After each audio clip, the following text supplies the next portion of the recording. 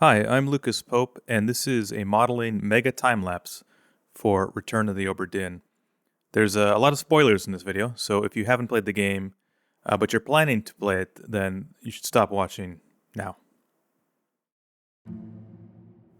Okay, first I should talk about what this is exactly. Well, basically, it's over 3 years of modeling for the game compressed down into 2.5 hours. And it's going to look a little weird because it was not captured from my screen directly. Instead, I wrote some scripts and tools that hooked into Maya, and Maya is the application that I used for modeling and animating Return of the Obra Dinn. And the scripts recorded every change that I made as I was making them.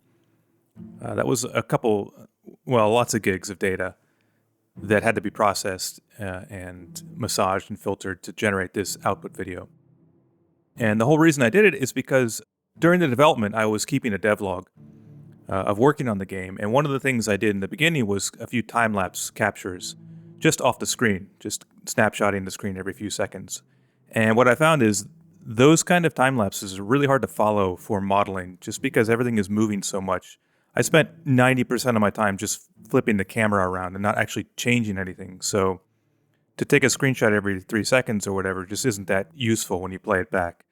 I experimented with just taking a screenshot when something changed, and that was maybe a little better, but not quite good enough. So instead, I took the time to write this tool, which I called Dockyard, being super clever.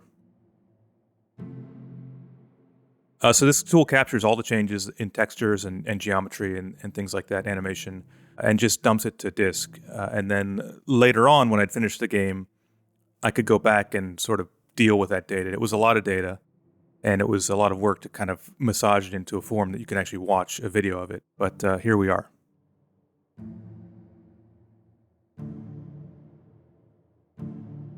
I've watched this once or twice, but I'm going to be doing director-style commentary. Just talking about the things I was working on or thinking about or some of the stuff that you'll see on screen.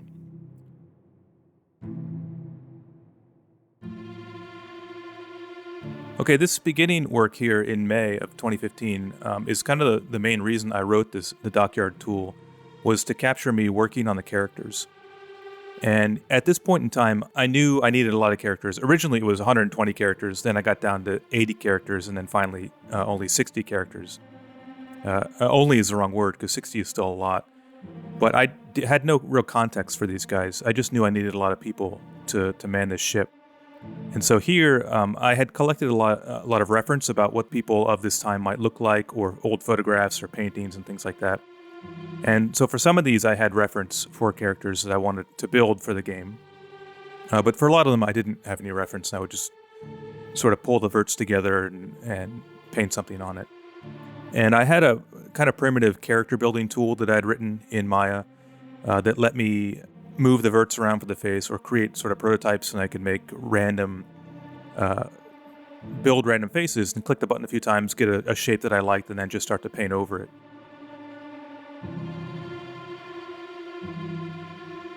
You'll hear me talk about, through this video, Maya a lot, probably. It was a pretty difficult program to work with, as not being an expert at it, first off, but also it's a kind of, it's an old-style application that doesn't do a lot for you. And a lot of companies use Maya in a way that works for them because they have people on staff to manage it. They have people on staff who can write scripts and help the artists do the things they want to do. That all fell on me for Obra Dinn because I was the only guy working on it, so it was a particular challenge to get Maya to do the things I wanted to do. So one of the things I did here was I built this kind of character generator thing that let me have one mesh for the characters. They all share the same core mesh geometry, the same structure. And then to change the shape, I add a morph target on top. I can't add any vertices or any triangles or anything, but I can move them around wherever I want. And so you'll see, actually, working on guys with beards like this, those are just the chin verts that are pulled out to make that shape for the beard.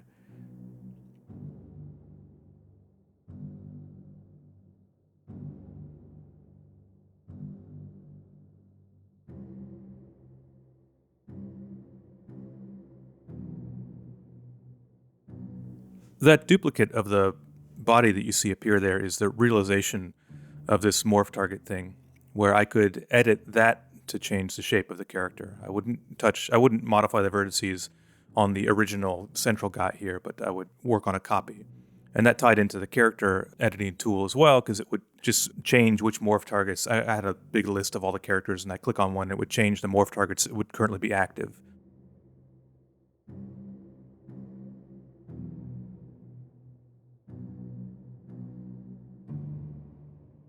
You have probably noticed by now, but everything is in black and white here, or grayscale. And that is, well, if you played the game, hopefully you know that the game is in black and white as well, and it's low resolution. It's 800 by 450. And those limitations or restraints really helped in the development side of this thing. The artwork and the pipeline were much easier because I didn't have to worry so much about high fidelity or lots of colors. And it simplified also the painting tool that I'm using here. Maya has a built-in viewport painting tool that is, again, really not very featureful and is missing a lot of stuff that took me some time to supplement to get to the level where I was comfortable using it to draw all these guys. And I had like a Wacom tablet or something that was just on my desk, and I could click a button and start to paint any parts of the face here or body or anything else. Most of the text, there really aren't that many textures in Obra Dinn except on these characters.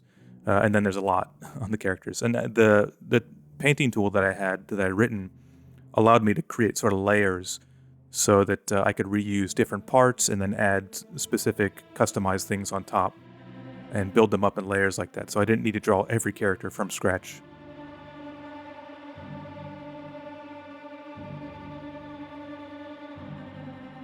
The clothing here, too, on these guys is what I had originally, which is basically just modifying, again, another morph target to modify the underlying geometry. There's no extra geometry there just for the clothes. I needed to make it work.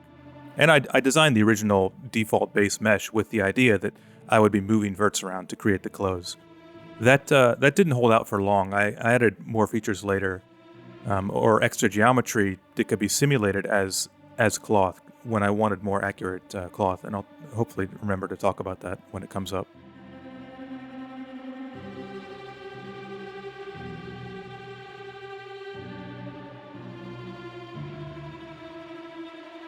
The hair, too, at this stage is pretty basic. It's more or less a helmet that they wear, kind of like a hat, and that is not part of the skinned mesh. It's just attached to the top skull bone, which worked because most of the hair doesn't move that much. But later on, again, once I had implemented the cloth simulation stuff, I could have more flowing hair on some of the characters.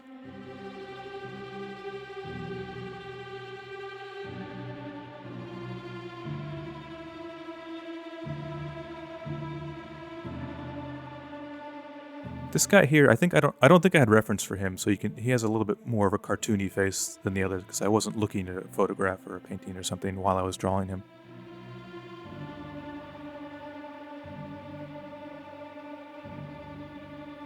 This guy I did have reference for.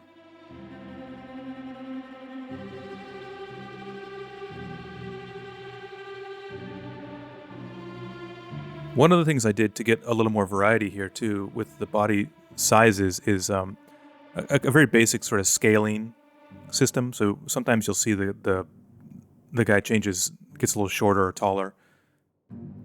It's not a huge difference, but in a first-person game like this, you don't need a lot. Your eye level is so close. You get so close to these characters that a small change up or down can make a bigger difference than you expect.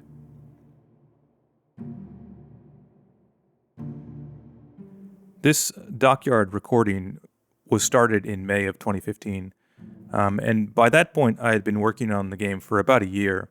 Not full-time, but enough to make some good progress. And I'd worked out the general style of the game, the tech for rendering 1-bit, and all that sort of stuff. But this is the first time when I was putting together a lot of characters, and I knew that they needed to be recognizable in the game, and so part of this work was loading these guys, working on them a little bit, loading them up in the game, and seeing if I could differentiate them and how useful it was. Being able to tell these characters apart is critical to the core gameplay.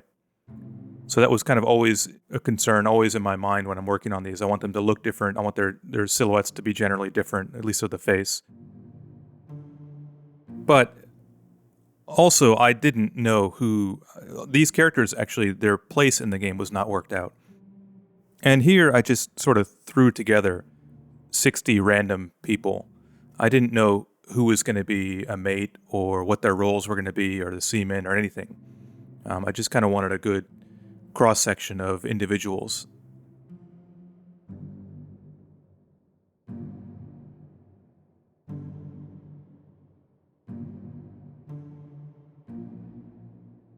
The game's low resolution and fidelity made the production a lot easier, but it meant I had to take a lot of extra care and consideration of this kind of thing, of making a face that you could recognize in the game, something that was legible with so few pixels.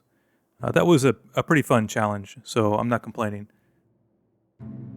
But I guess when you're working with two things that are at odds with each other like that, the legibility and the fidelity, it can definitely make you question why I was using this style for this kind of game.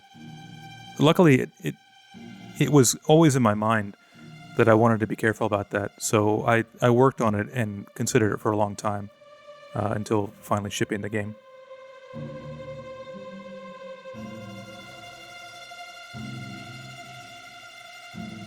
I wrestled with Maya a lot while making this game, and I think the main reason for that is I approached a lot of the problems more like an engineer than an artist.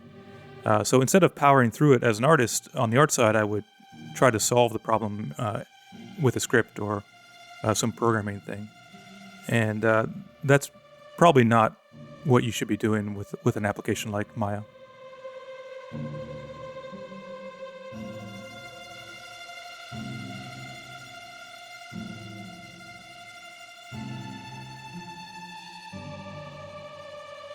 Man, this character painting goes on forever. I think this was, a couple months of work leading up to this and then through it. There were a couple times on the project where I had to sit down and just focus on one thing at a time. Normally, I'm sort of jumping between tasks, programming or art or music or sound or something like that. But every once in a while, I would have something like 60 characters or 20 music tracks or working out the story for the game, and I would need to just sit down and focus on it for a long time.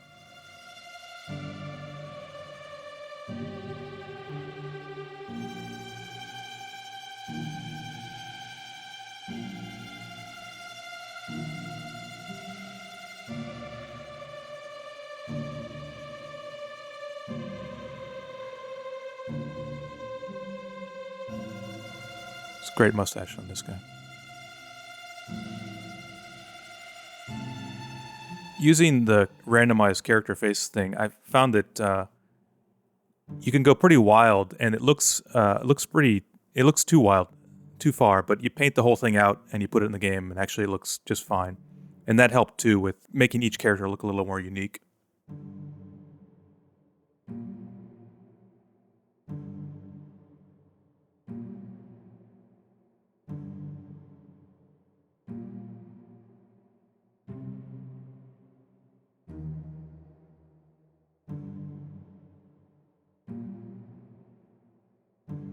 If you want to see a little bit more about how the layering works, you can check the devlog. But also, there's another time-lapse video, the first one I made using this dockyard tool, which preserves the colors for the different layers. And it's basically just everything on a base layer is blue, and then I paint in black and white on top of it. And the tool is able to extract the black and white stuff out, even though Maya's painting tool does not support layering. I was able to shoehorn it in there using the extra channels.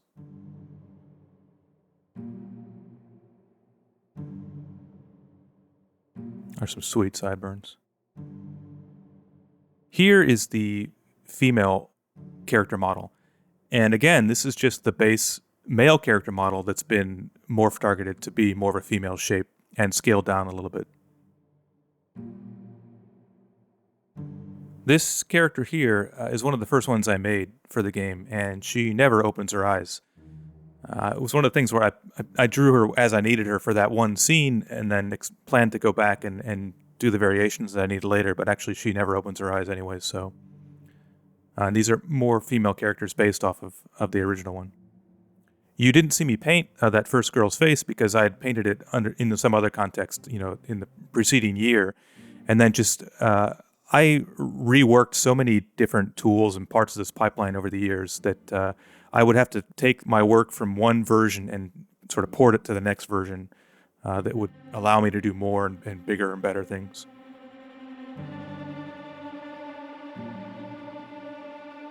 That was kind of a theme throughout development of difficulty scaling up.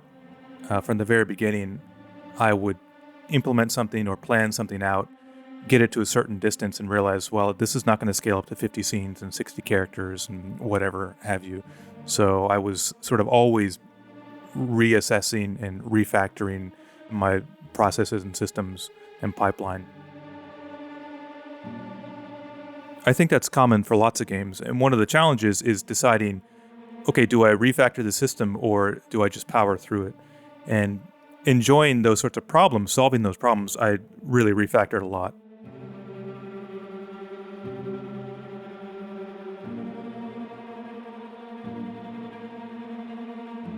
Finally, we're back to modeling the ship. At this point, like I said, it's about a year into the project, and the main structure of the ship had already been done. I had all the decks designed, the outer skin of it, the hull, and things like that. But I didn't have a lot of it filled out. I did quite a bit of research on the things that would be on these ships, and one of them is you saw there building lots of cages for animals. These ships left port almost like a farm with lots of animals, live animals they would use for feed later.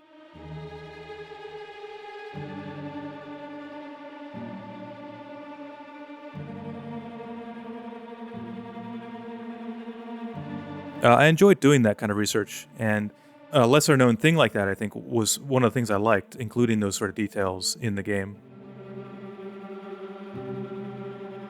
This is interesting. If you played the final game, you know that these little boats are not in the center of the main deck like that.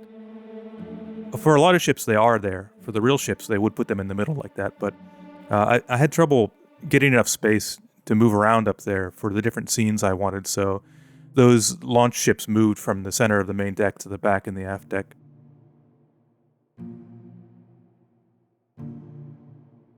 This is me just filling in lots and lots of little details, putting up walls and filling out rooms. Kind of zipping around a lot here.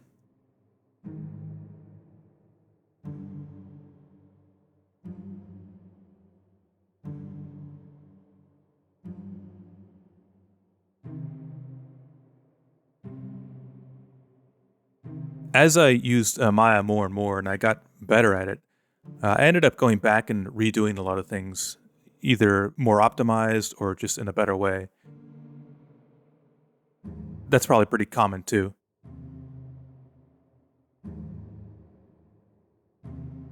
Yeah, there you can see I had that shape before, but I went through and did it, modeled it in a different way that probably had fewer polys or was easier to manage. The game is pretty lightweight. It's one huge scene. The actual, when you load up the game, it's one big scene on the main ship, anyways. So I was not super worried about performance, but it did turn out that a lot of the ways I was modeling things at the beginning needed to be different.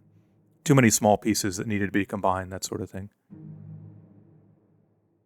This is the carpenter's room.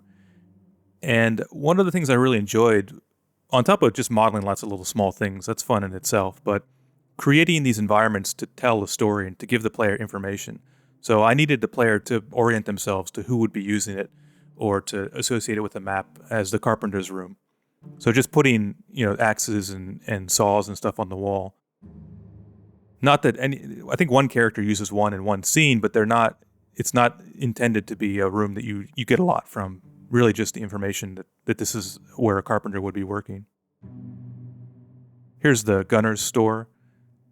They would keep the gunpowder in here for the cannons, separate, kind of sectioned off, and they would hand it through this small window here to the gunners when they needed it.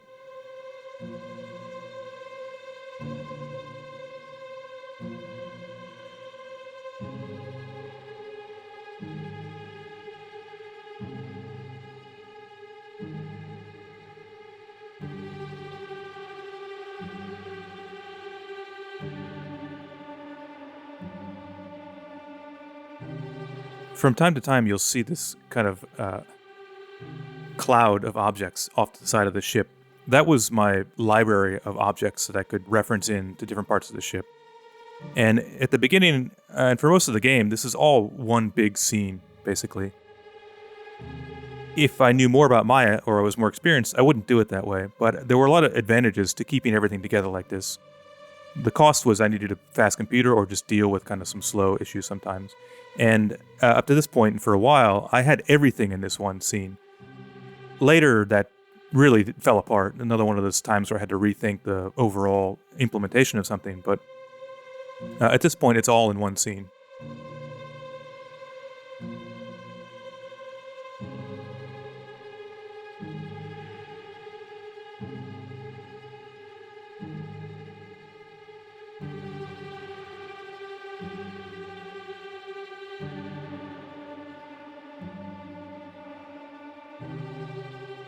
This is the surgeon's room.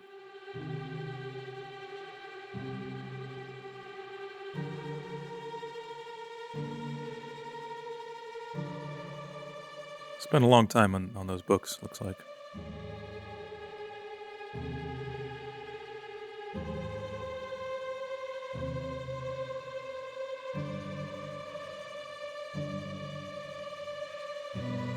Except for the characters, there are not a lot of textures in this game. The way the low resolution and low fidelity visual style works, I wanted to emphasize clarity above almost everything else when it came to the environments. And that meant basically not a lot of textures. Any kind of gradient you have, anything besides solid black and solid white, becomes a dithered thing in one bit. And dithering is both hard on the eyes and also just not as detailed as you really want. So I used the outlines for the environment as much as I could. These spline things here, these curves here, are the way that I would edit ropes on the ship. That's another custom tool. I knew I wanted lots and lots of ropes, so that was an early tool that I built. You would think that, something like Maya, you could create a spline and then extrude it or lathe it or something like that and get a pretty good system going there. But Maya's built-in tools for this kind of thing are not very well realized after all these years. So I built my own systems to help with that.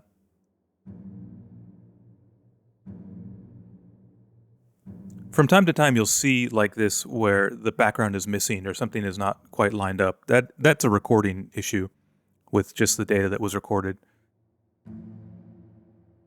Try to imagine the floor is actually there.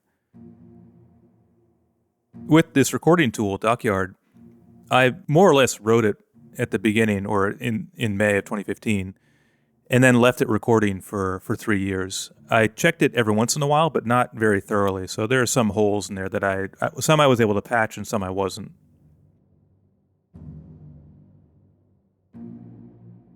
If something like that comes up again, I'll point it out.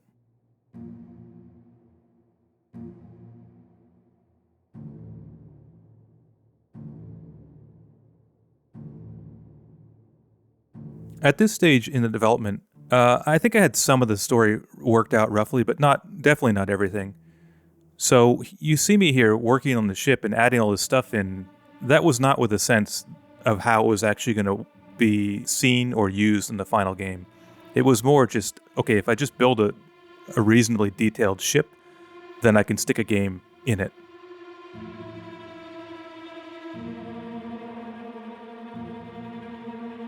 It ended up working out okay, but I generally work better with more constraint. So this was kind of free-for-all, just put whatever you can, which was pretty tiring, just to keep adding things and dreaming up things to put in the ship.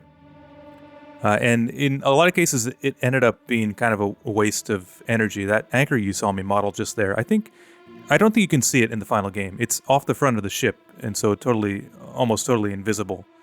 Which, yeah, you could say is pretty wasteful.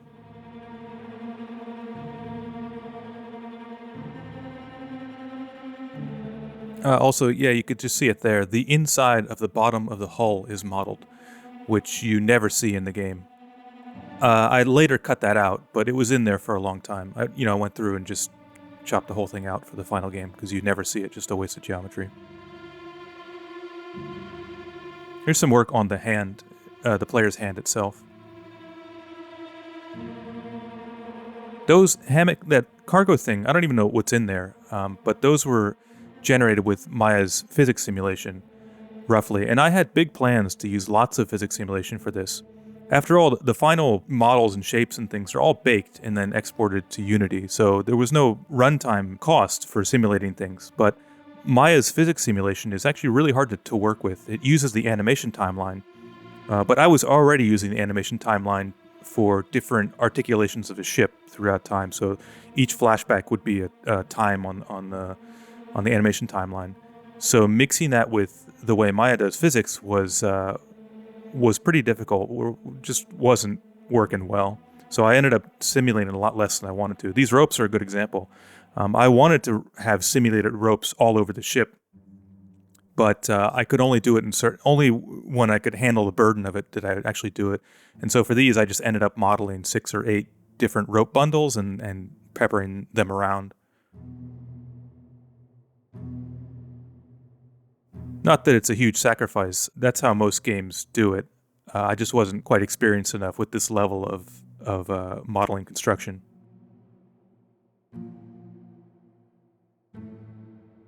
Finally, you see me posing some scenes with the characters here.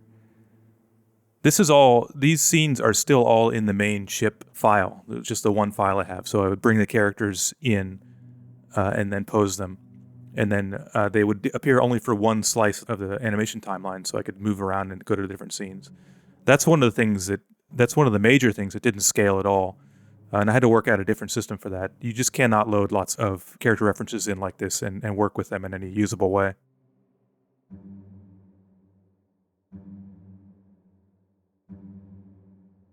The yellow sphere there is a light sphere.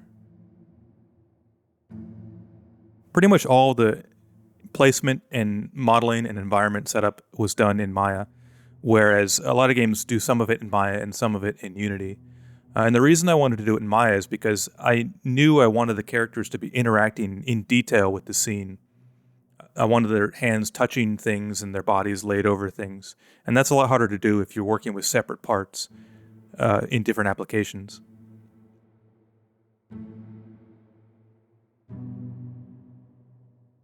It was a lot of fun posing these characters, working out the arrangements and positions and the way the body would be to show a sense of movement, but not actually moving. It was a fun challenge.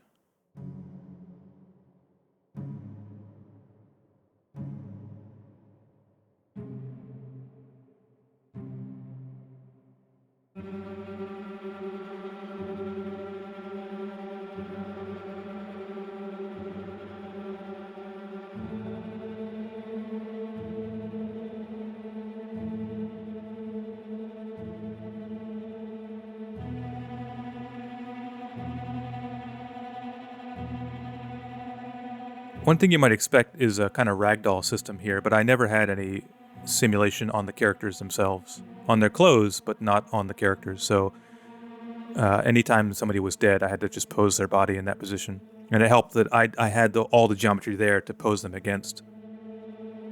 This is the one of the monster characters, mermaids. And I think at the beginning here, when I first created her, I tried to use the same geometry again as the base model, so this could be just a morph target.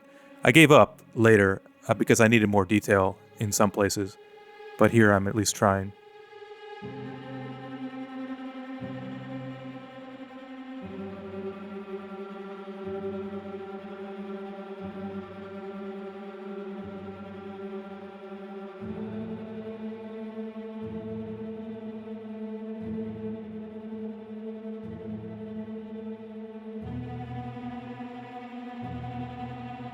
Okay, this hair here is the beginning of the cloth simulation that I worked out, which basically just allows me to create a mesh like this, and then in the other scene where I pose her, I can run a simulation on the hair and have it fall naturally.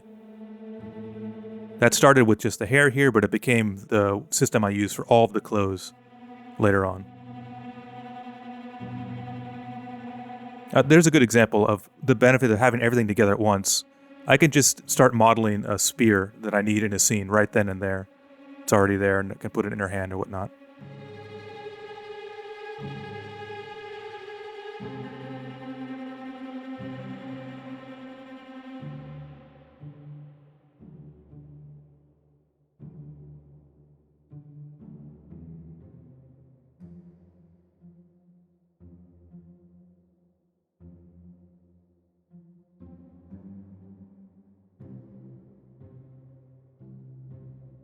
There you can see the launch boats have moved to the back of the ship.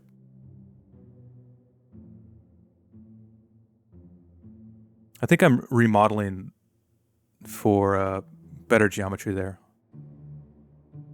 This scene, if you remember from the final game, was set up a little differently.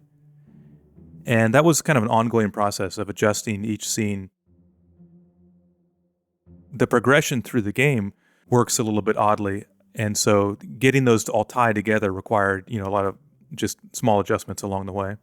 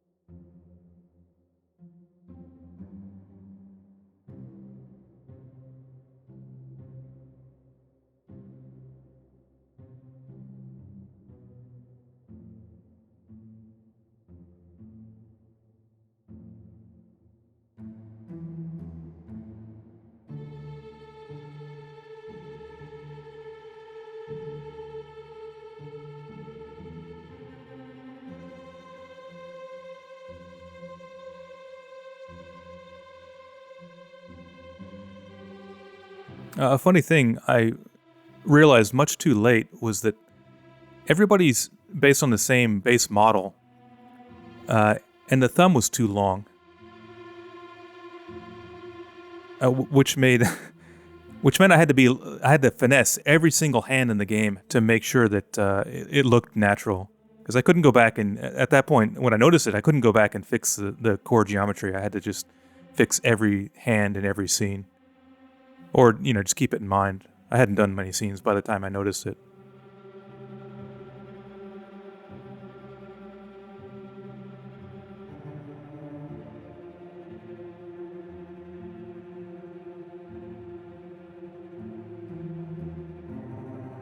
This guy is the ferryman who takes you out, and he's the only character in the game that's actually running, that's animated in real time in the game, live. He's actually moving, and he's boned and skinned using Unity's system exported from Maya. That meant that I couldn't use the system that I had built for simulating clothes. He has to have the old style clothing baked into the skin.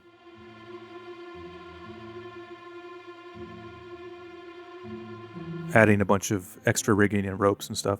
All the rigging here that you see was already built out. I think there's another video there, a time-lapse, old-style time-lapse, where you can see me putting that together.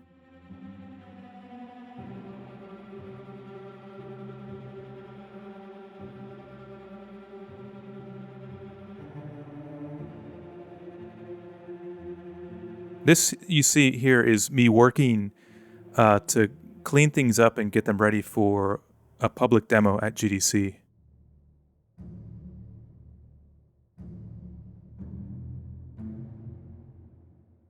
There were some physics problems with the game, the player falling through different things, so I had to put some extra care or some hacks in, basically, to keep the player from falling through the floor in places.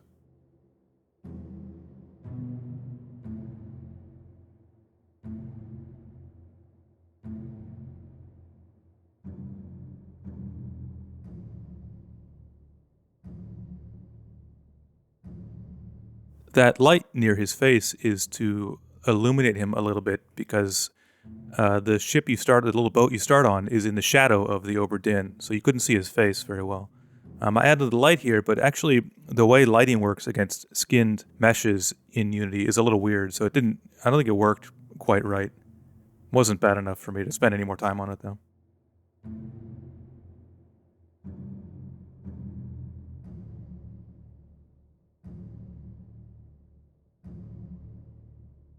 That's the cloth simulation system working on that blanket there. Something I wanted to do a lot more of, but like I said, was difficult to integrate into the way that I was using Maya.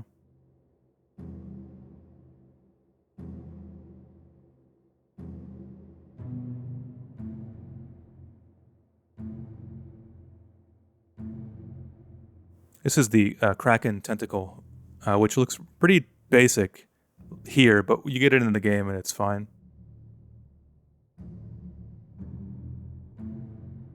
I really did save myself a lot of work by choosing such a low resolution.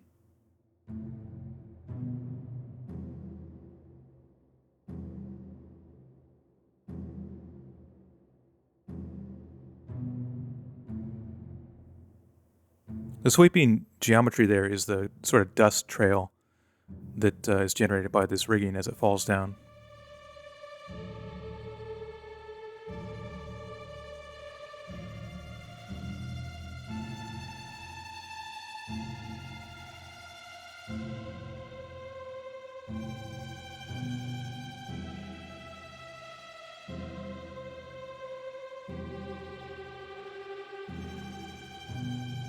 This scene, too, changed for the final game.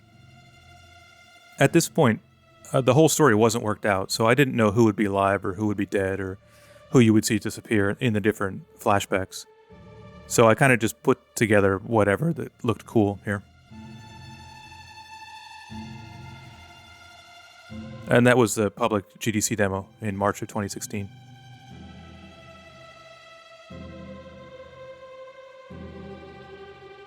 Looks like I took a month or two off after that, which could have been off working on the art or totally off. I can't remember. This is the spider crab monster, and I remember going to an aquarium somewhere and seeing a couple of these guys in a tank and thinking how cool it would be if I could ride one of them. I think they fall apart if you take them out of the water, but still. They were just enormous, huge, and this long, spindly legs. Really striking.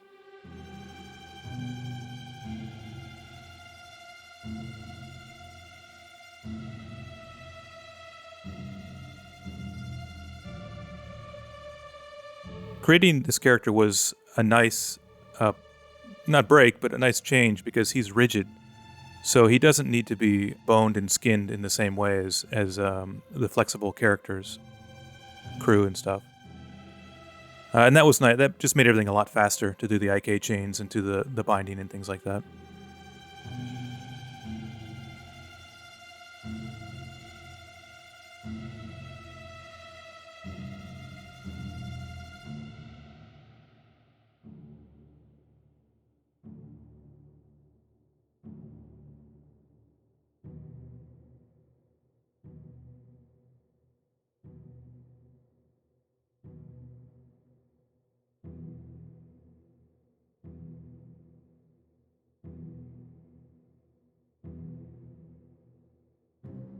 All of those blue lines are the rig, the parts of the rig that I can animate and move around, and then the body will follow.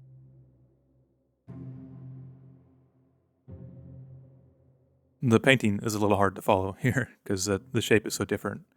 But I knew the important thing with these guys was their silhouette and their general shape, and I don't think I spent a long time sweating the texture.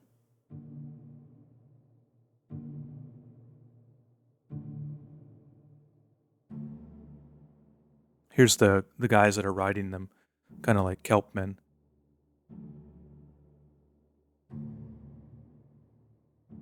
Another solid use for the claw simulation system. I could just hang these strips off of them, and I knew I would get a kind of cool shape.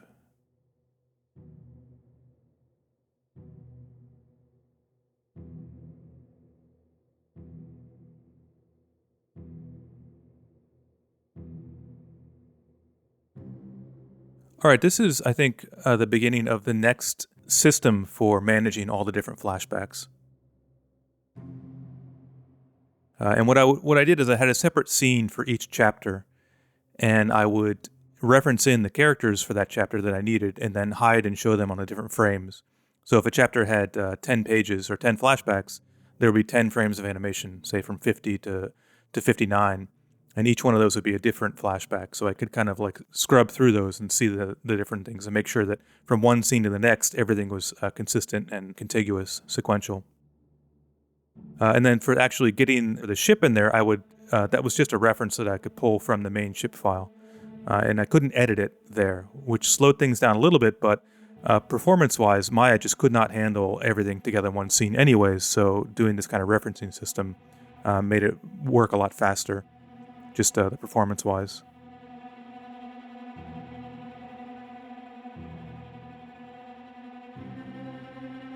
You will see sometimes, though, again, parts of the ship are missing because I didn't. The dockyard system didn't record those ship references perfectly, so I had to kind of match them up later, and there are some missing parts and mistimed things like this.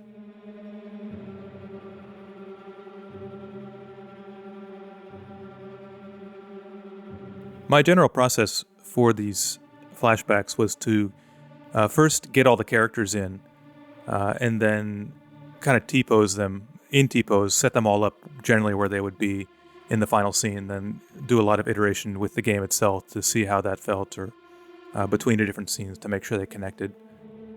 And then only later go and pose individual characters or make sure the poses are right, and then after that work on the real small details like the clothing or the injuries or the environmental effects.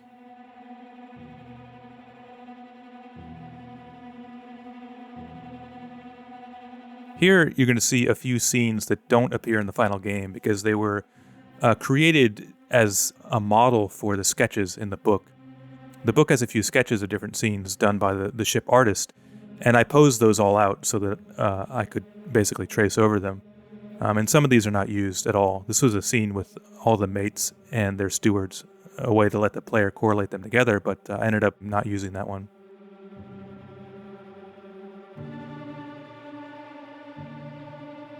These Taiwanese characters, this scene here is used in the final book as a sketch. You don't ever visit this scene, but you see the artist's sketch of it. This one too.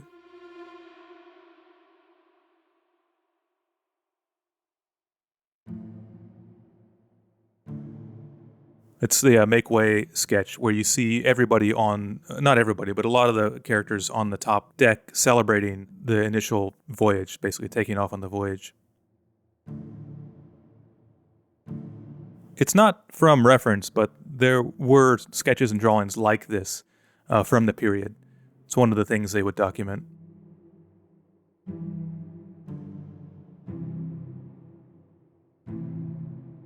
And I like that I can show characters grouping together in different ways and sort of behaving differently.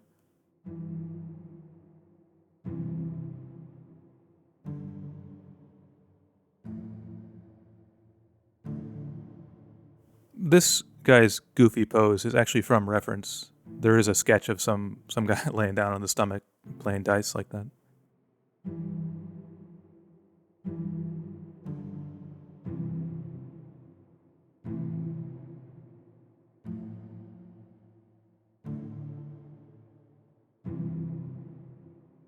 One of the bigger scenes in the game, and I remember when the game was ported to consoles, this was one of the few ones that had performance issues, just because there's so many characters here.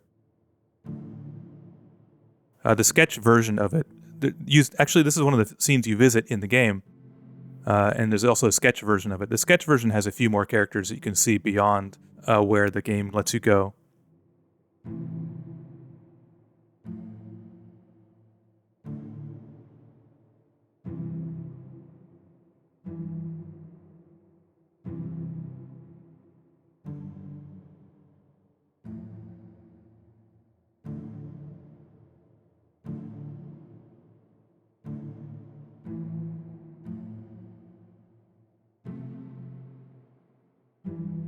Everybody in the game at this point is basically naked or minimally clothed. and I will deal with that a little bit later.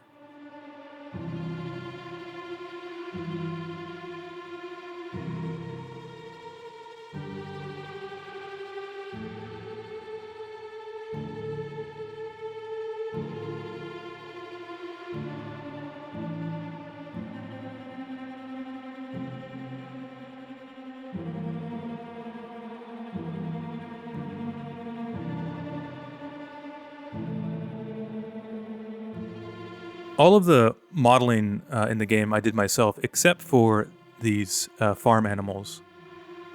I wanted to do them myself, but at some point I think I just had enough, basically, and I found them online.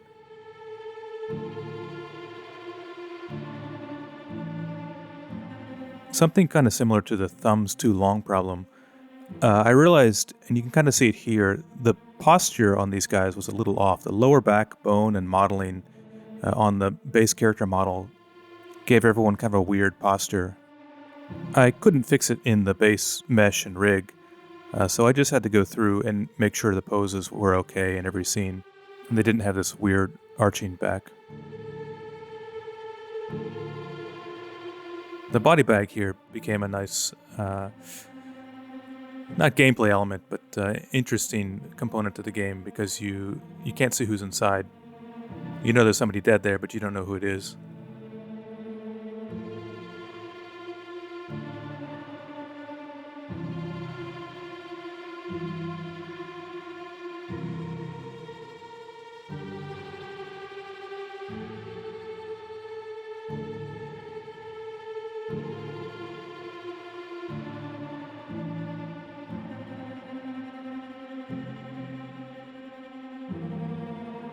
Those hammocks you see there, I had kind of like that hanging cargo earlier. I had wanted to simulate those to get a really nice shape, but when I tried to do it, it just didn't work that well. It's really hard to tune the physics parameters, I guess. So I ended up just manually modeling them here, and then also setting the pose for a character who's in that hammock. And I had a system that would let me save and load poses, so I could save 8 or 10 different hammock poses for the characters, and then load them onto whichever character I wanted.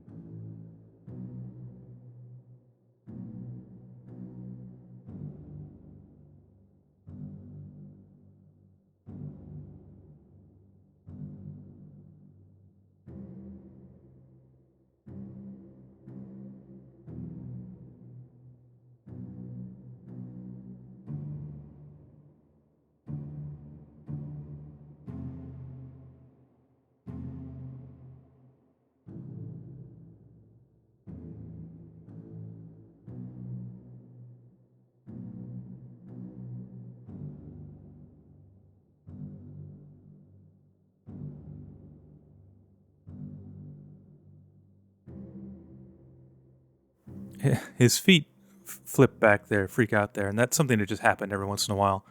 I had to fix it manually.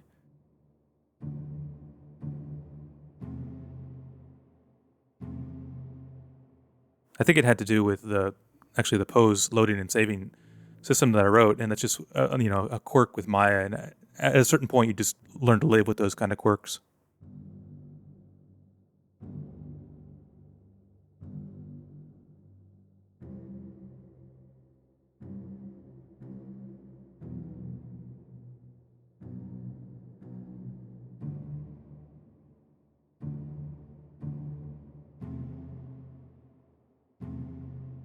Here's the Formosan chest, which was not based on any particular reference, just needed to look like it had some interesting artifact inside of it.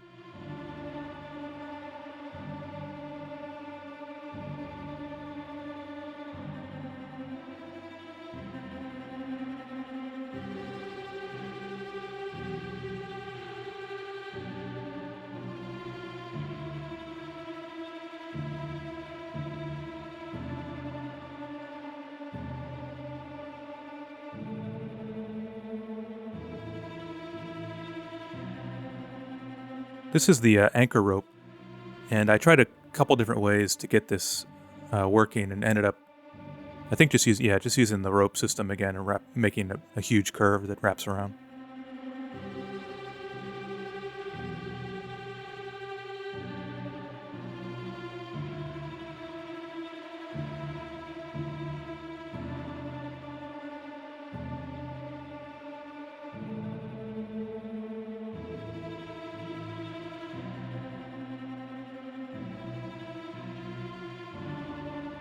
I was able to fit a lot of personality for the characters into this scene, just them behaving differently for the execution.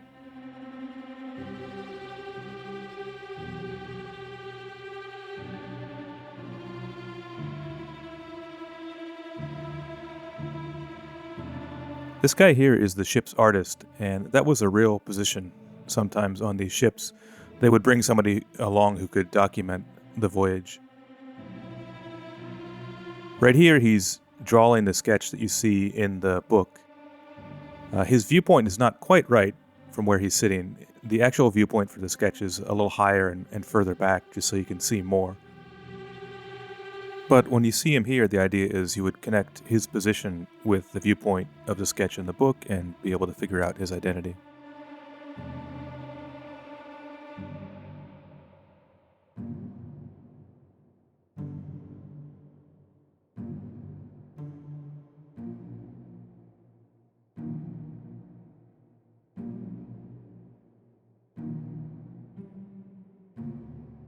Here's me struggling with the hands again. I modeled the gun not really considering how it would work with that rifle gun, how it would work with the characters.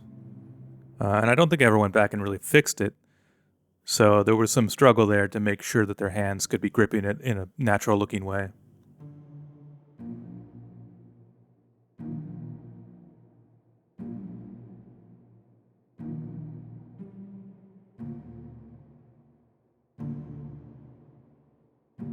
The death in this scene is a little awkward because I needed this guy to fall overboard when he dies. And it comes up a little later too, where getting the player to find his body was a real contrivance.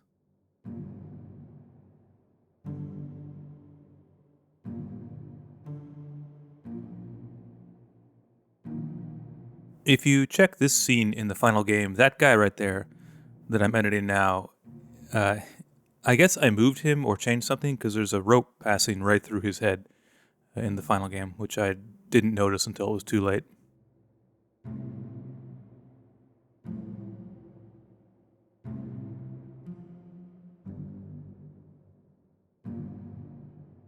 This is when I started moving towards the simulated cloth for the clothing more seriously.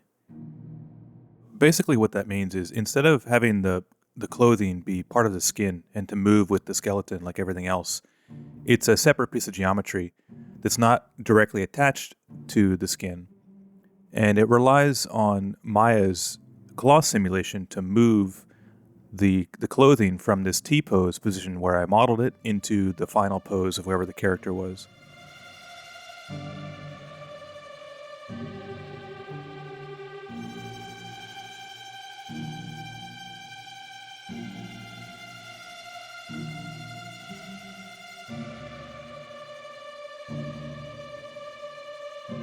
So I had to build up some tools and scripts to make this feasible. One of them is here in the character scene, adding more features to the character editing script so that I could swap out clothing when I change characters. I started this process by basically just taking the cloth that was modeled into the original base character and then just splitting it out into a separate mesh. But then taking that and adding more details like this here. This is the start of when I more or less sat down for a long time and worked out the clothing for everybody. It's all based on a lot of research of what people would wear at this time, period-appropriate clothing. And it's gameplay critical because this clothing is supposed to give information to the player about who these people are, their roles and their status and things like that.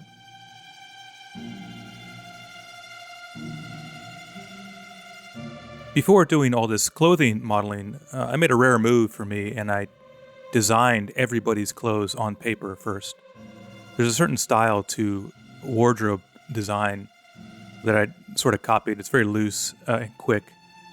And I have a more detailed devlog post about this process, but in the end, I had just 60 clothes, 60 sets of clothing for these guys, all written out on paper, and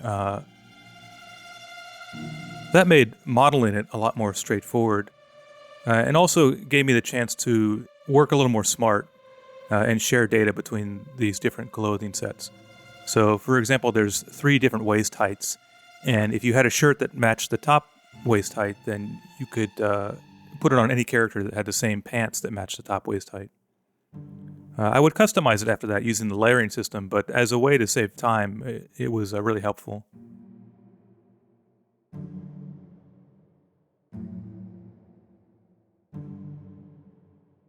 Yeah, so back to the kind of the reason for this effort was that I found I was panicking a little bit because when I got everybody in the game and I was making these scenes and setting everything up, it was hard to tell really which character was which. The faces were not enough. You just don't see the faces that much to be able to look at somebody from a distance and know who they are. At such low resolution, with no color, it just wasn't enough information. I was pretty worried that this would mean, well, the whole game wouldn't work. I would need at least some other kind of overlay UI to maybe show a close-up of the face when you were just looking at the body.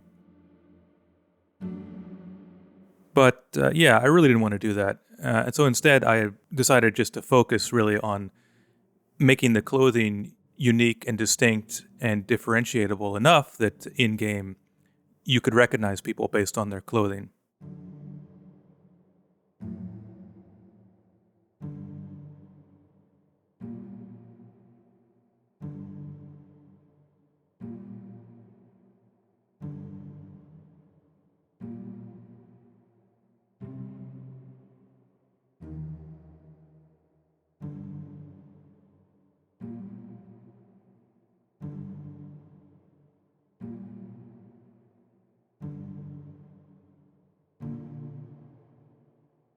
And speaking of gameplay critical stuff, this these clothes are gameplay critical. They are important to figuring out who people are, and some of the clothes themselves are, or tattoos, for example, would be real strong clues to identity. It would be clothing you expect only a certain nationality to wear, or a certain position on the ship to wear. I again, this is one of those things I didn't really work out all the way through. I kept things a little bit flexible so that in the end, when I got to a spot where I felt like this person needed an extra clue, maybe I could put it in the clothing, then I would have the opportunity to go and modify their clothing to add some small detail or something to help the player figure out who they are.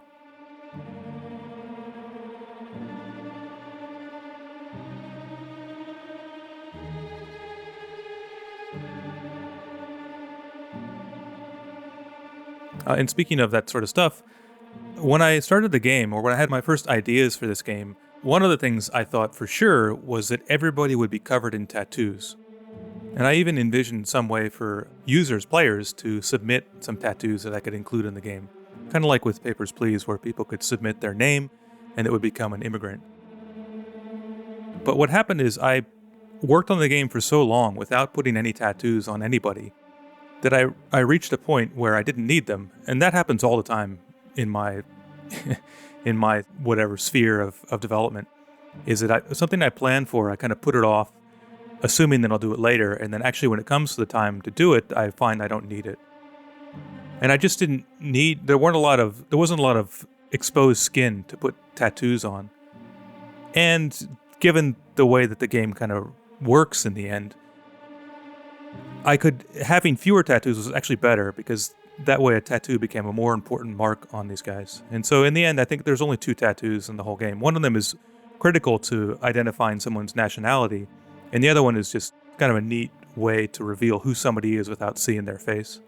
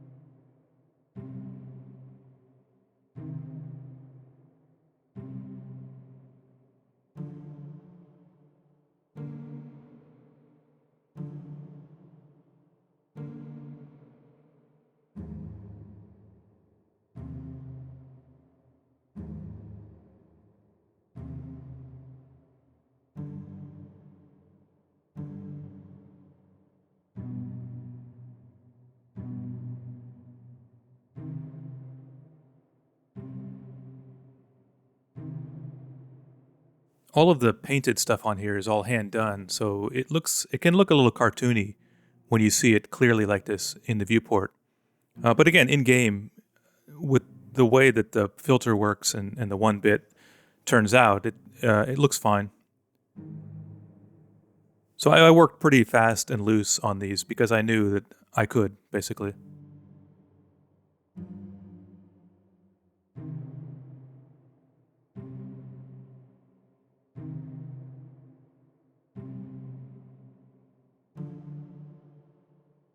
From time to time, you'll see a copy of the body appear on the right there in the main scene. And that's me running the cloth simulation quickly to see how the clothes will bend and move into the pose.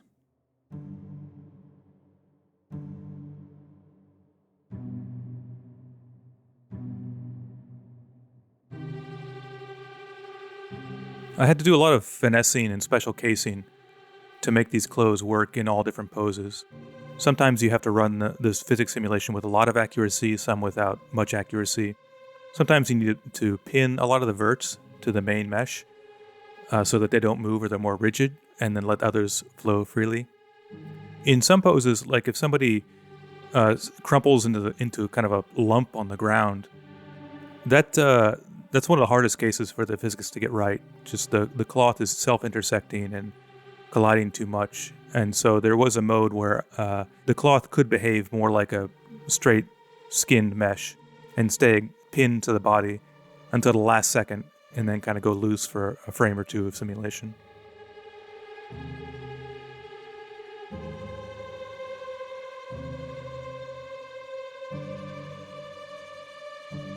I think I mentioned it before too.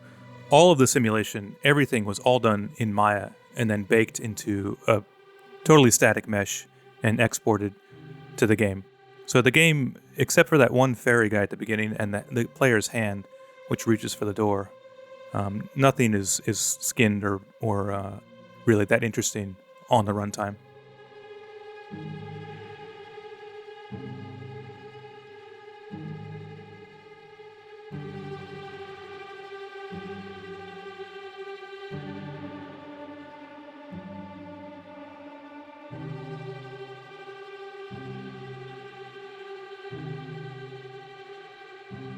There were some plans for characters to change clothes during the game.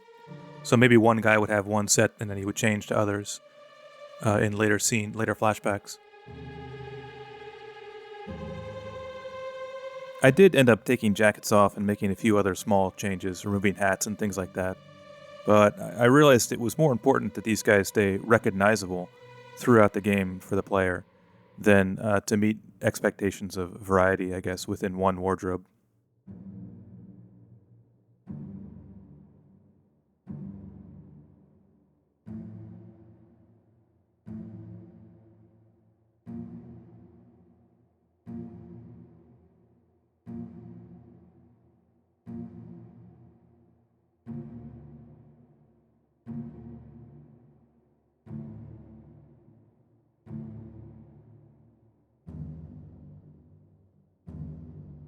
This is an example of a piece of clothing being important so the player can tell what their role is. All of the mates have a similar kind of jacket. It has a slightly different cut, but it's generally the same kind of style. And then especially later, there's a steward's outfit that is all very similar. I'll point that out when it comes up.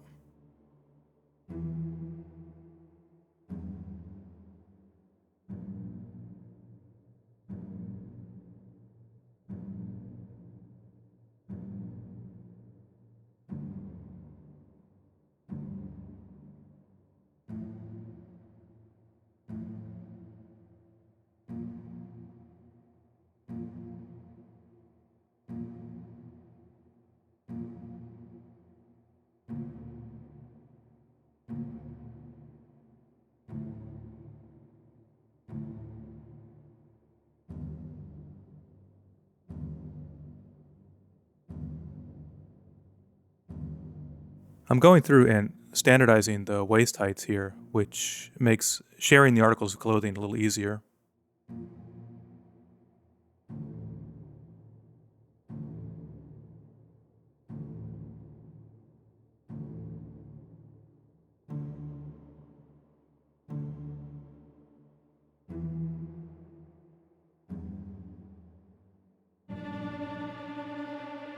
You'll often see the textures out of sync here, and sometimes in the bigger scenes of the ship.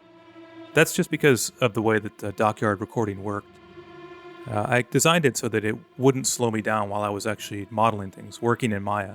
I didn't want it to be a performance problem that I had to wait for the recording to save something or notice something. So it would basically run for a millisecond or two and then bail, and then catch any changes on the next frame. So sometimes it takes a frame or two for it to catch up.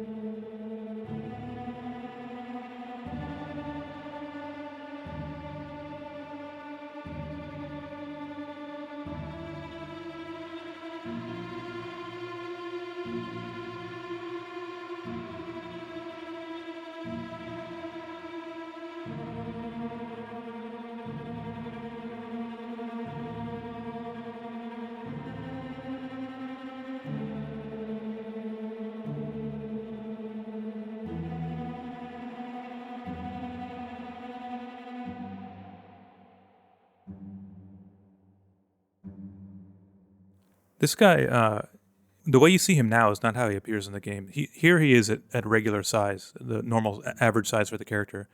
But he has a scale applied to him, and he gets skinnier for the final export to the game, or to the flashback scenes. And the reason for that is that the clothes were generally modeled against the base shape, or the base size and the average size and shape, and because the scale applied to everything equally, including the clothes.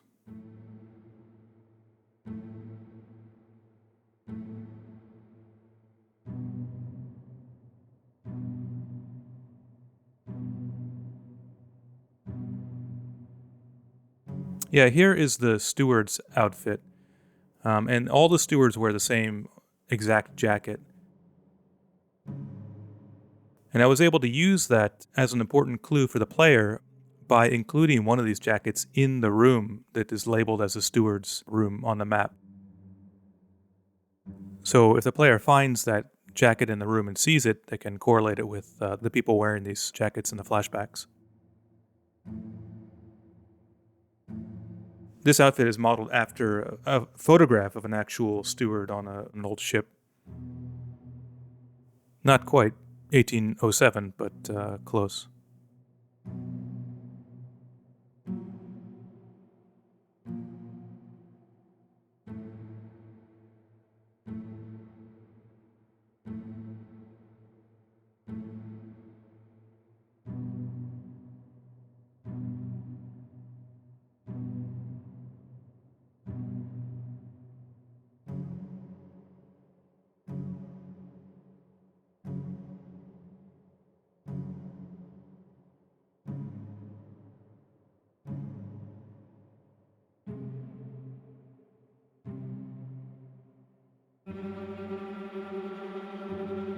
The game's low resolution and fidelity also allowed me to, in some cases, paint on what would normally be geometry in a higher fidelity game. So collars and things like that, I could just paint them on. It would look fine. There wouldn't need to be geometry there.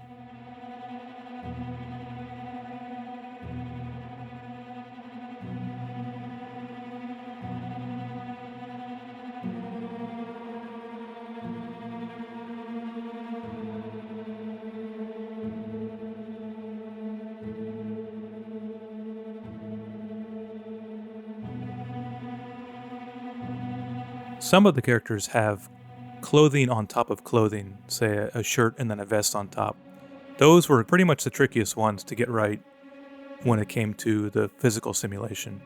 Having cloth on the body was almost pushing Maya's simulation too far.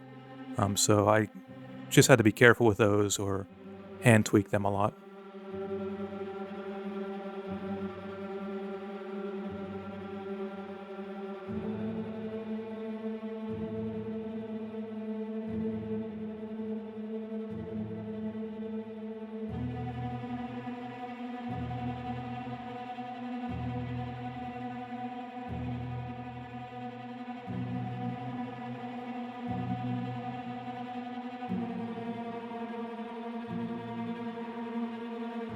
All of this clothing creation makes heavy use of the layering system, which works for both the textures and the geometry.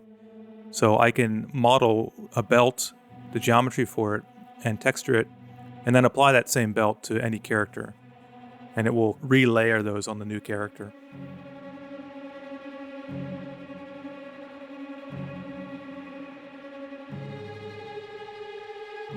That's one of those things that is a pretty significant engineering task to get that to work right, but save me a ton of time on the art side.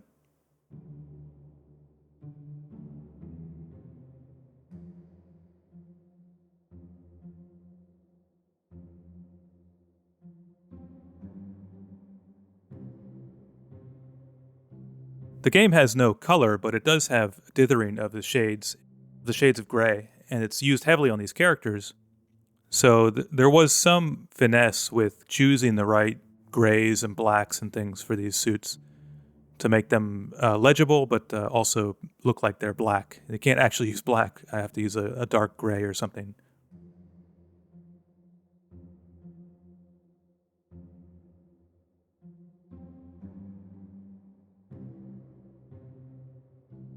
Here's the surgeon.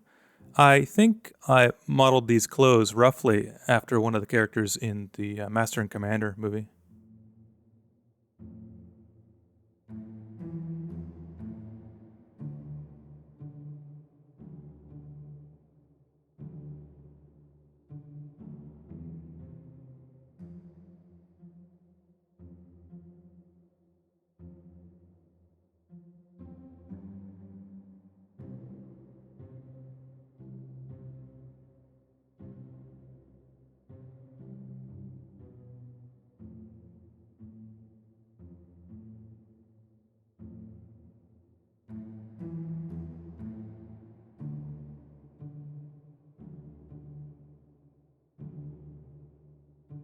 Sometimes you might see or have seen a character who wears a dark jacket.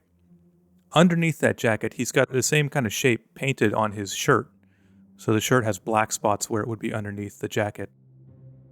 That is a solution to the problem of intersection on the geometry, so that if the shirt triangles poke out through the jacket, they won't be obvious.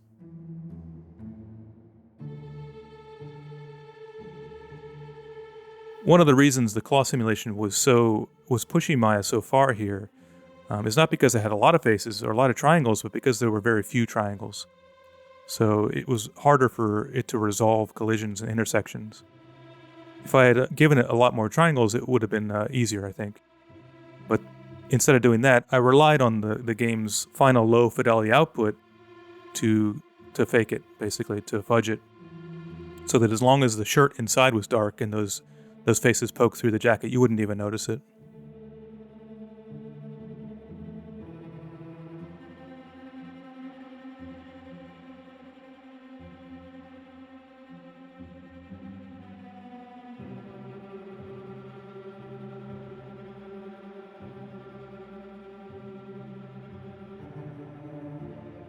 I had a photo reference that I could work from for the clothing on these Formosan characters, which actually means it, was probably not period appropriate because they didn't have photographs in 1807.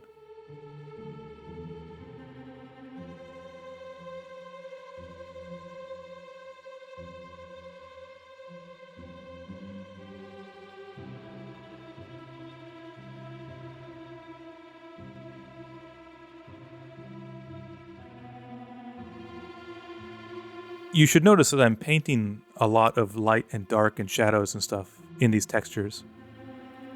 It's a low resolution game. The character models are low resolution. This is kind of how you used to do, so how you used to texture stuff, with a lot of light and shadow already painted in. I don't think most higher fidelity games do that. They rely more on the actual real-time lighting.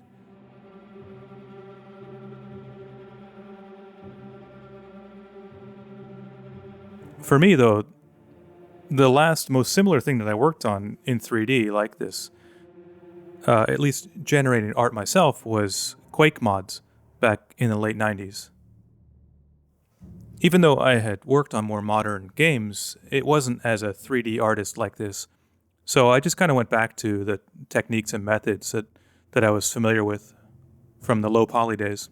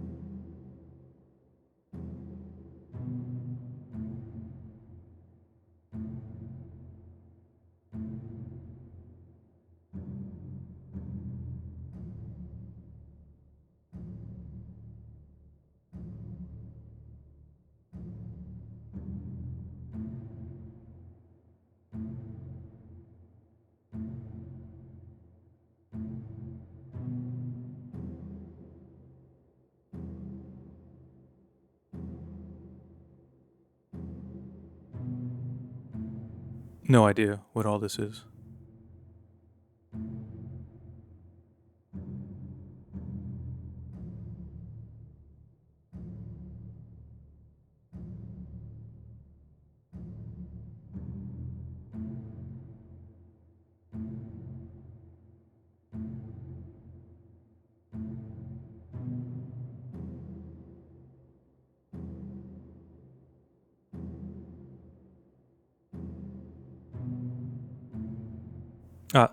That thing you just saw there, to get rid of somebody's lower half, as I said before, I can't really change the geometry, underlying geometry. So if I want their legs to disappear, they're just scaled up really small inside, and I can fold them sort of inside so you can't see them. And then add another custom piece of geometry that looks like the legs that would be torn off.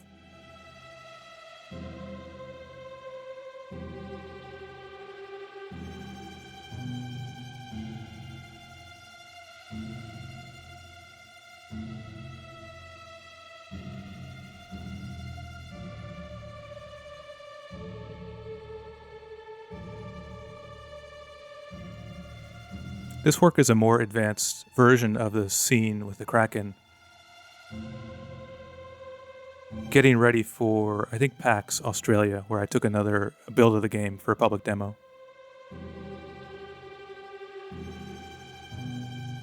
Looks like the ship is a little bit out of sync here with the rest of the characters. The position of the ship is off slightly. A dog, right. I had a dog in there at some point. I don't know what happened to it. I must have cut it.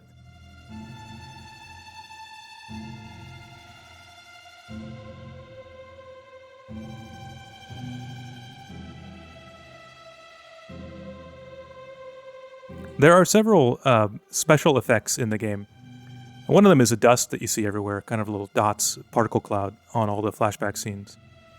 This is another one, this explosion thing, which uses something like the dust, where it has lines that come out of it that create little point clouds, basically. And the rain also does the same thing. I put a lot of attention on these kind of special effects because I was working in 1-bit, and I felt like I could do some cool stuff that you wouldn't see in most games.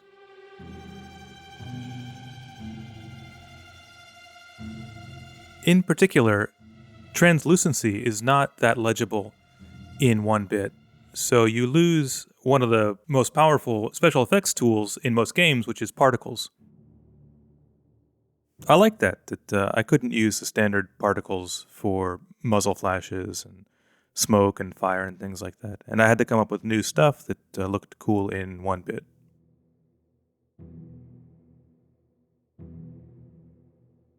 I did end up adding a more standard kind of particle system, but used it pretty sparingly.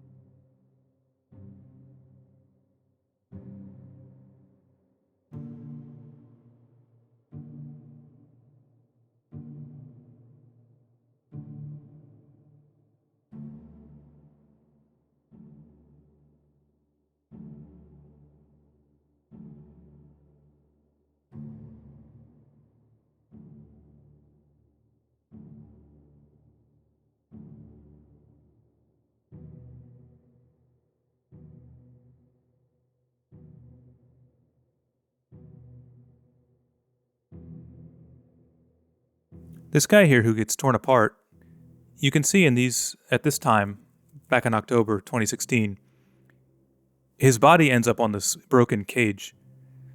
And that's where the player is supposed to find it and follow it back to another flashback. And I took this build to PAX Australia in November, and nobody saw that body right there. In the game, he's just totally invisible. He's like below your eyesight, below your eye line, and very easy to miss. So I learned from that, showing the game at PAX, and I moved this guy, put him somewhere else, a lot easier to find. Unfortunately, a problem not solved because it wasn't easier enough. And the final game has a special mode where you're hunting for bodies. I guess I didn't want players to get hung up on finding a body there, so I made it a special kind of modal thing where it highlights the body very clearly and you have to find it. You can't advance until you do find it, and it's pretty easy. It's always very easy to find, actually.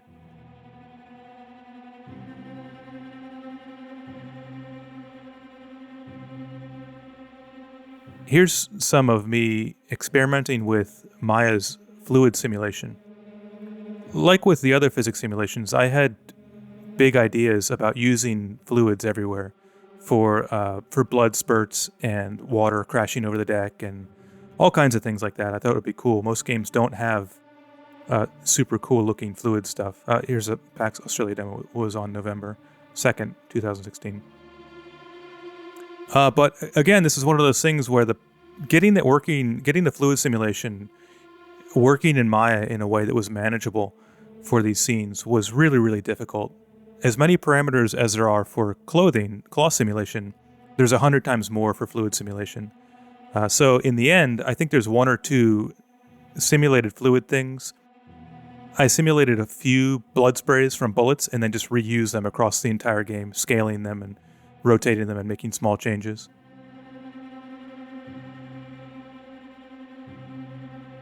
That sort of wisdom comes with experience because I'm sure that's how most games do it. It's just by making a few good versions of something and then reusing them everywhere.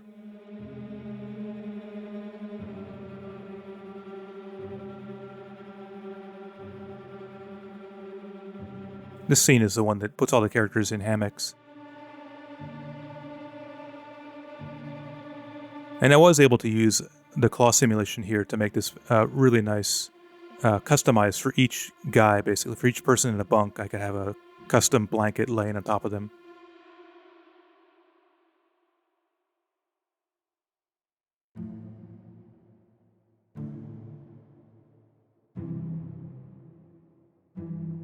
The people laying in these hammocks here in this scene are, except for that one guy whose arm is hanging out, they're all blanks from the game's perspective. You can see they've kind of a blank face.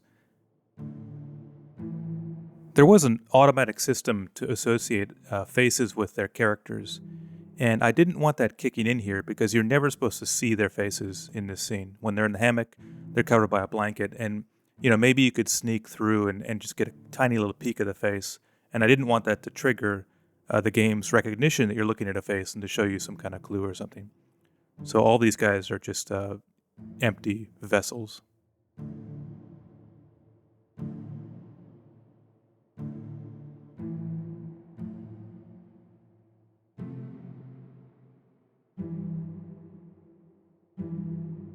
Here I am going through and fixing up a lot of the geometry on the ship and adding more details.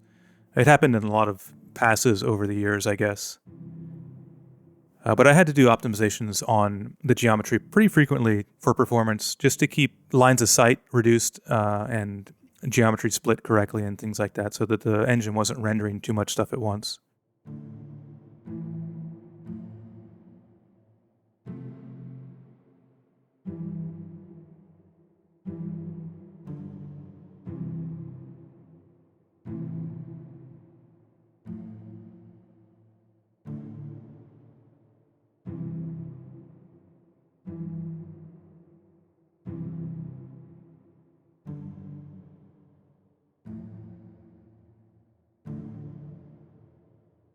This is one of the more action-heavy scenes where they're firing on the Kraken. And one of the cannons fires into the side of the ship, basically, and destroys a part of the ship. I looked into using, again, some kind of simulation to get this broken wood stuff going. But, if I had any experience, I would have known better, and ended up just modeling it by hand.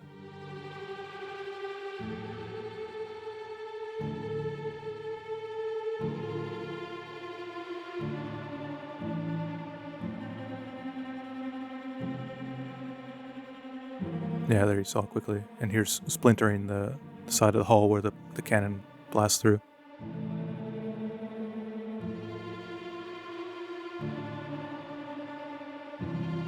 I also wasted a lot of time trying to get a fluid simulation to spray blood against that wall, that broken wall there. But to get fluid right, you need a lot of triangles. It takes a long time to simulate, and you have to keep tweaking the parameters over and over again. And for just one-off scene like this, it would have been way quicker just to paint it on there or create the geometry by hand, which I did end up doing for the ground. I designed a very simple tool to let me put blood drops wherever I wanted to. And so I could just pepper blood drops everywhere, and it ended up looking like the kind of splash I wanted.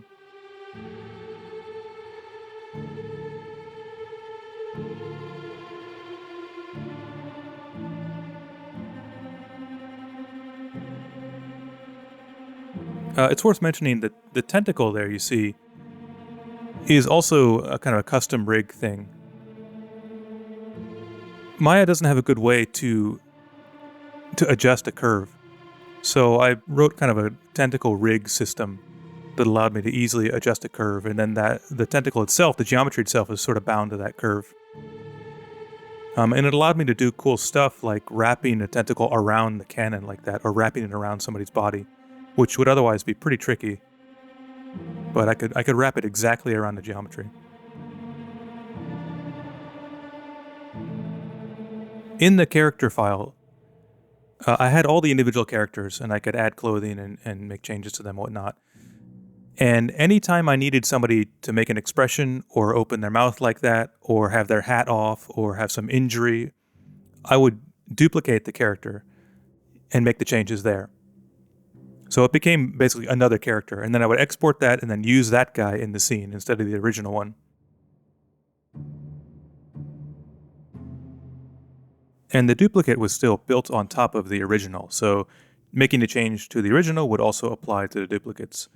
It was basically an extension to the layering system. But it did make creating variations pretty easy and reasonable. And that was, that was a goal. I wanted these guys to be getting beaten up or making expressions in different scenes. So that worked out pretty well.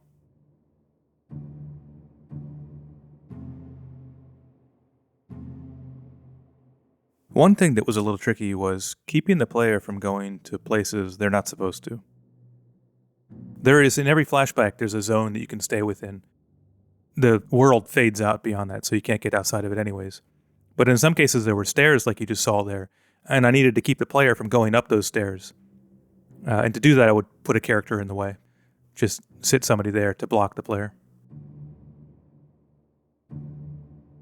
That purple thing there, well, you only saw it for a second. That was the time when I was building a special customized collision system for the game. There's another big post about this in the devlog, but briefly, the collision geometry on the ship is very complicated. Sometimes the ship is on its side, so you're dealing with slopes, or there's just lots of little objects around that you can bump into and get stuck against. And I wanted the player's movement to be as smooth and effortless as possible. So around this point, I switched from using a full 3D collision response in the player's movement to each individual deck had its own 2D map of the collision. And the player moved mostly in 2D, and then each deck was connected with a sort of portal thing. Conceptually, the whole thing was very simple, and it was nice because it allowed me to visualize the collision, which is important with lots of scenes to make sure there are no serious problems. A lot of edge cases to worry about for a system like that, but in the end, I think it saved me a lot of testing time and gave me pretty good player movement.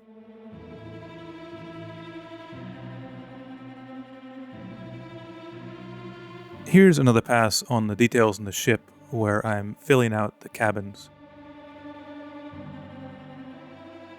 This is where the midshipmen and the stewards and the mates all stay. There's a little bit of environmental storytelling in here, but not much. It's not super critical to the gameplay.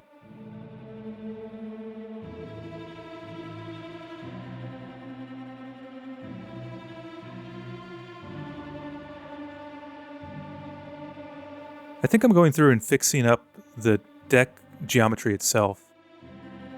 The game itself is lit with light maps, so it's all static in the flashbacks. In the 1807 ship where you walk around, where you start on, there are dynamic lights, but not in the flashbacks.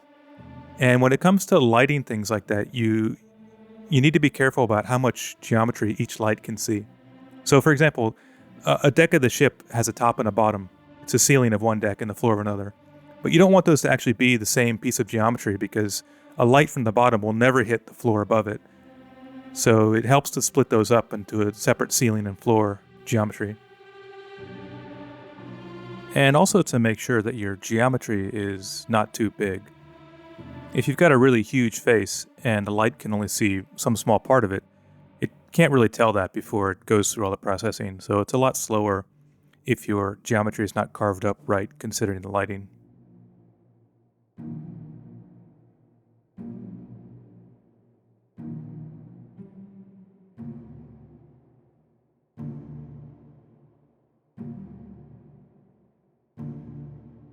So it can help a lot just to know what you're doing with the geometry when you design it, to divide it into good size chunks and to consider how the engine is actually going to render it.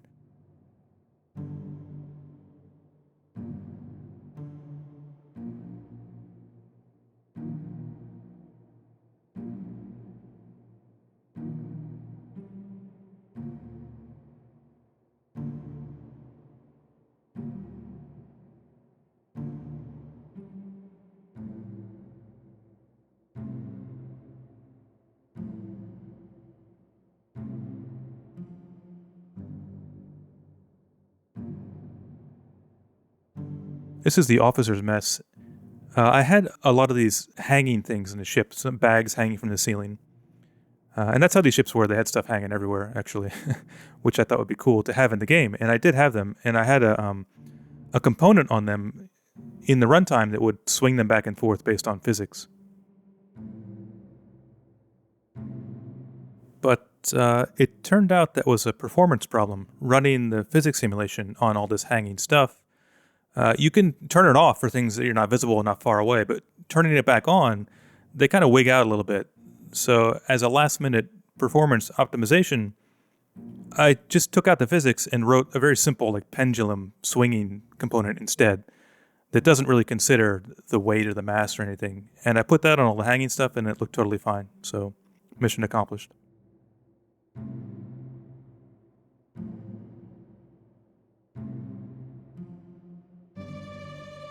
I'll say filling out the ship like this was like a creative black hole. Basically, it never ended. I always needed to come up with something else to put in this room or to fill that corner out or to make the space feel full.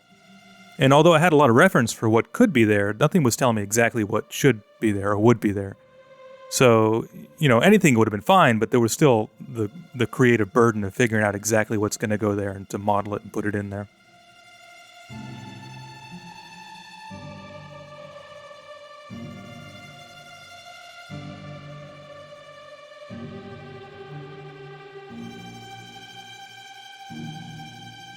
One small challenge with posing all these scenes is to remember that it's a frozen moment in time and that not everything needs to look like it's supporting itself or it's in stasis, I guess.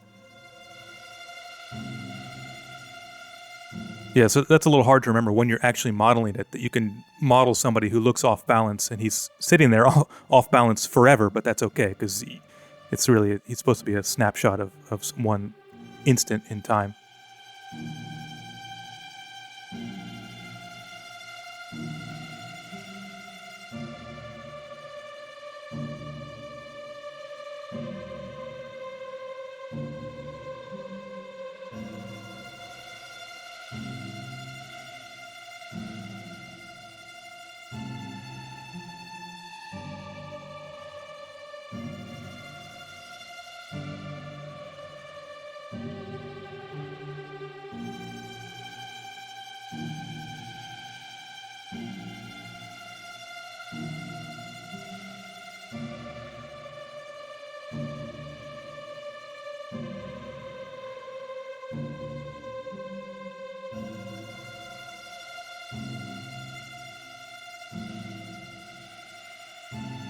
This flashback is not in the final game.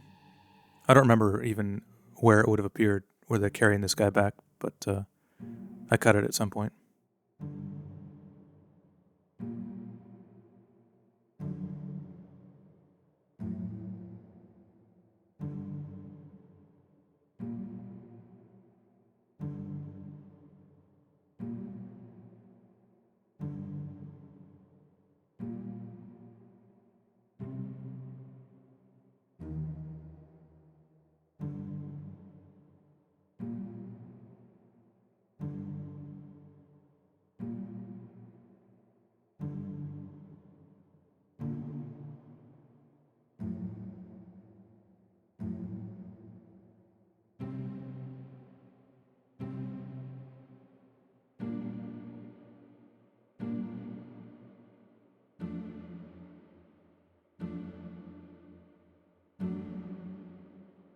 One of the nice advantages of using the animation timeline in Maya for sequential scenes is it's easy to make sure, or very easy to have the events that proceed through time actually make sense in Maya, which was important for me, that I could visualize things sequentially easily.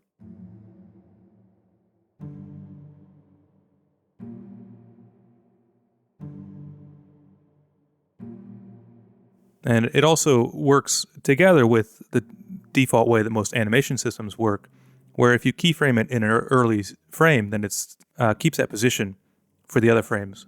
So something in an early flashback, I don't need to make sure really that it's in the same place in a later flashback, because it will just naturally be that way, the way that Maya works, the way the animation timeline works.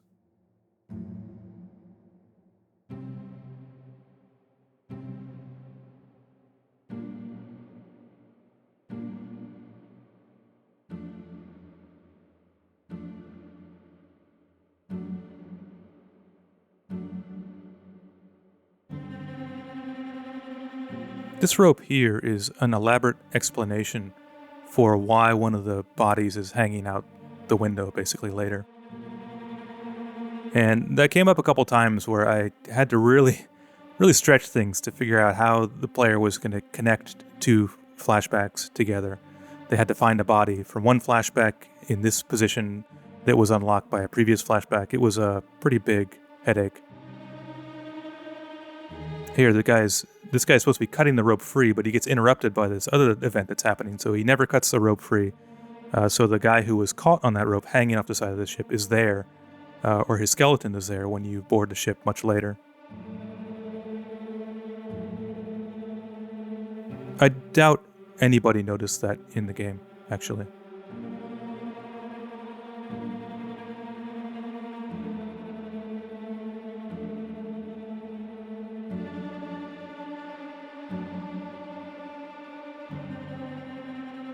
That sort of gray, transparent shape is a blur effect that I was able to design and apply on a lot of things.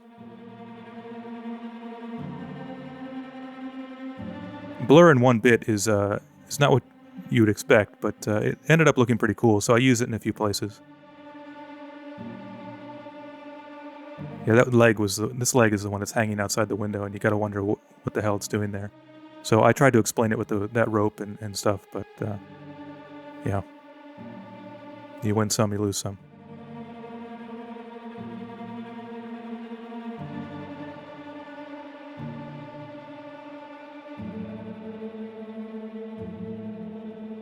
This chapter was maybe the most fun to work on, just once these crab riders were involved in the crabs and stuff.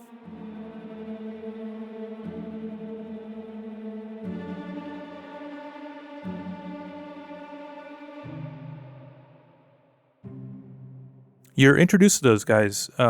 Really, I hope you played the game by now, because that's one of the coolest surprises in the game, I think. But the way you're introduced to them was kind of serendipitous. I had these walkways on the side of the ship, and there were no windows cut in them. There was supposed to be just a totally dark walkway. And when I was, I don't know, testing the game one time, I realized it would be really cool if you could see through those. And furthermore, it'd be cool if you could see some stuff that you could never actually get to through those. That lightning you see in the background there was, I wrote a custom script to generate that shape.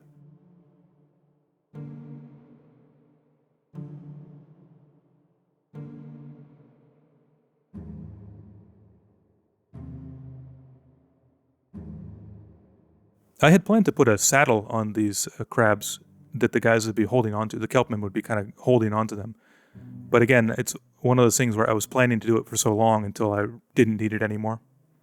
It just can't. The fidelity is not enough to see that they're, on a saddle or not, or what the hell is going on around those guys.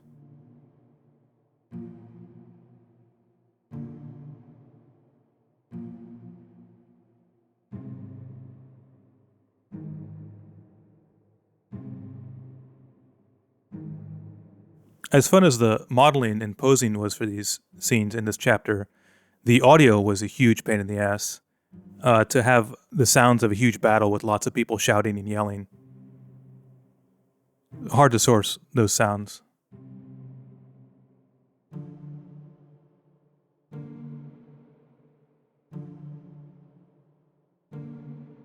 The sound of the actual crabs themselves or the riders, who knows, is I think a sea lion and a couple other things mixed together. Probably an actual crab sound as well.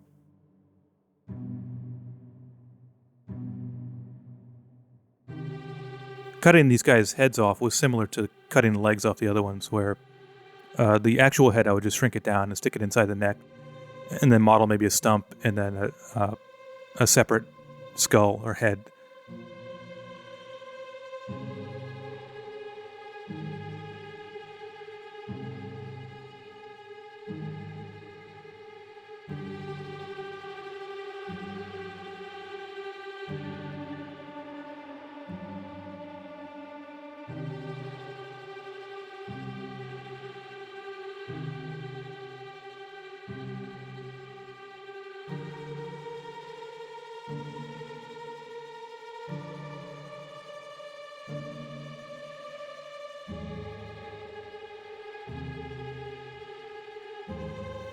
I haven't mentioned it yet, but I guess it's obvious, but this recording is strictly linear. It's exactly what I was doing at the time. I was jumping around between lots of scenes and doing lots of things. So this captures everything I was doing in the order I was doing it.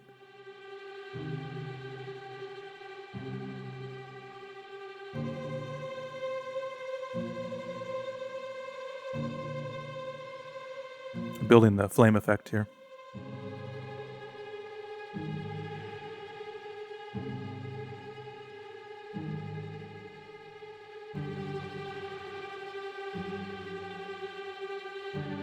This is the scene I was talking about earlier where you are stuck in the walkways on the side, the carpenter walk.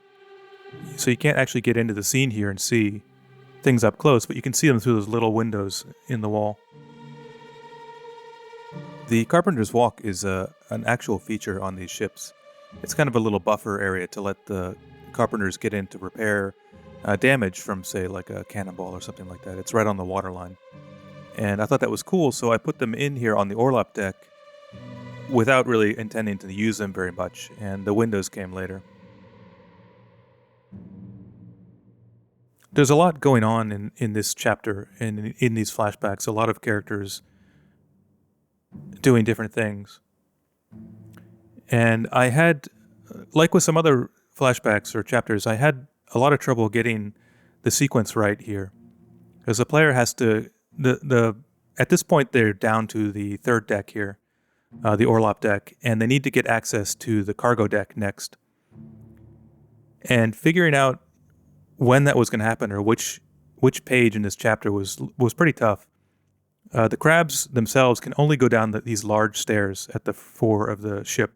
There are some smaller stairs at the aft, but the way the game kind of reduces the area that you can move in, I couldn't really, it was hard to figure out how to get the player downstairs or how to open up the cargo deck without letting them get down there and look around before it was time. I think I ended up just having one of the guys sliding open the door to the cargo deck, but you can't actually get down because his body is still in the way.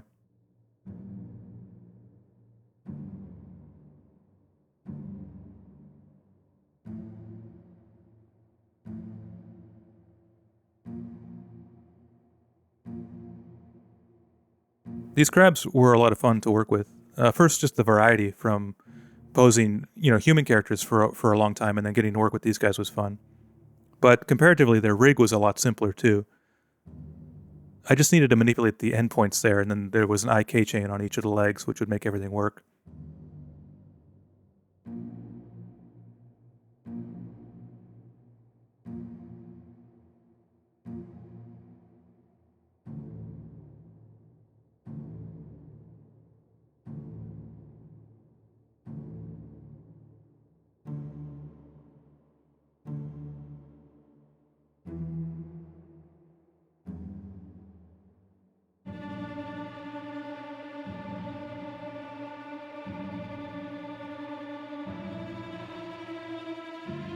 I tried to squeeze in some sort of background threads or stories in these flashbacks, and this is one of them, where the guy gets a hold of this blunderbuss, sawed-off shotgun or whatever, and then uses it to get revenge.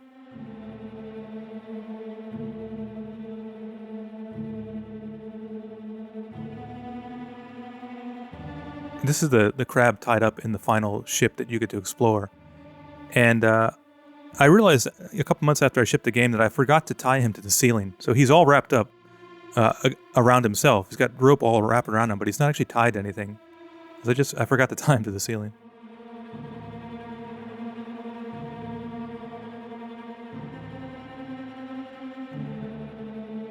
These wireframe boxes are the corpse boxes, which enable the watch to select a character to go back to their flashback.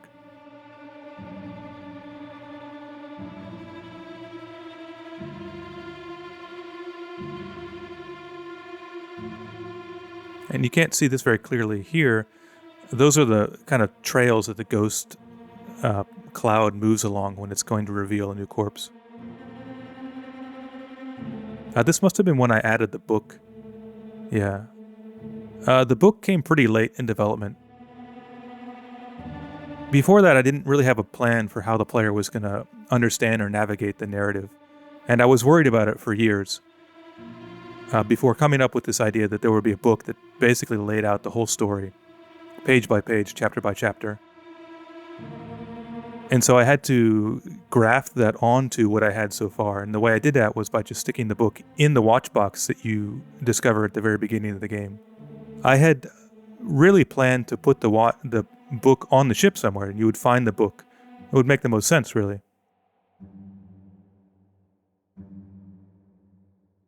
But somehow I was able to work out a story kind of concept where the book was sent to you, and it came in the box with the watch, and that simplified a lot of things. Because I was playing with a item discovery system before that, where you would find items, maybe even find pictures, sketches for the book. The sketches that normally in the final game they just come, they're given to you at the beginning of the book, but maybe you find those around on different parts of the deck. But I didn't want it to be an item hunt. The thing is that once you introduce one item that you need to find, anytime you get stuck, I feel, anytime the player is stuck, they're going to think, well, the reason I'm stuck is because I haven't found an item. I'm missing some item, so I'm just going to look everywhere on this ship to try to find it. And I really did not want that. And the cost of not having that is basically you can't have any items that they find anywhere. The watch that they're given and the book now, they're straight up given. That is like just handed to them directly. They can't advance until that's in their hands.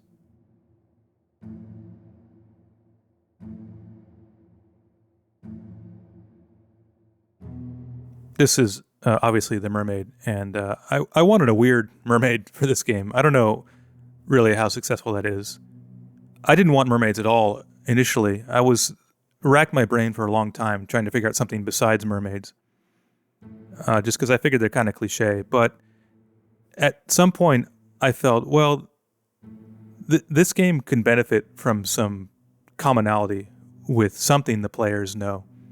It does have the crabs, which are pretty weird, but the kraken and the mermaid are kind of tropey, I guess. Tropey enough that the player can have some understanding of what's going on, which in the end I thought was a good thing.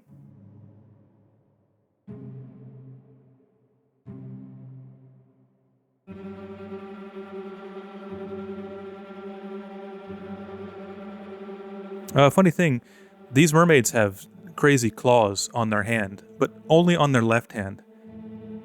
And this is another thing where I planned to put it on her right hand too, but never needed it.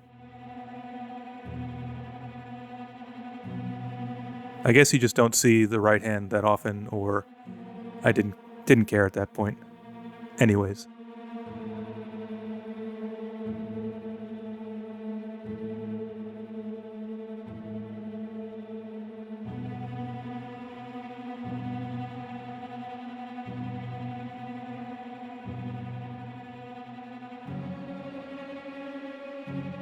These scenes out on the open ocean, I had, again, big plans for how the actual geometry of the ocean would look here.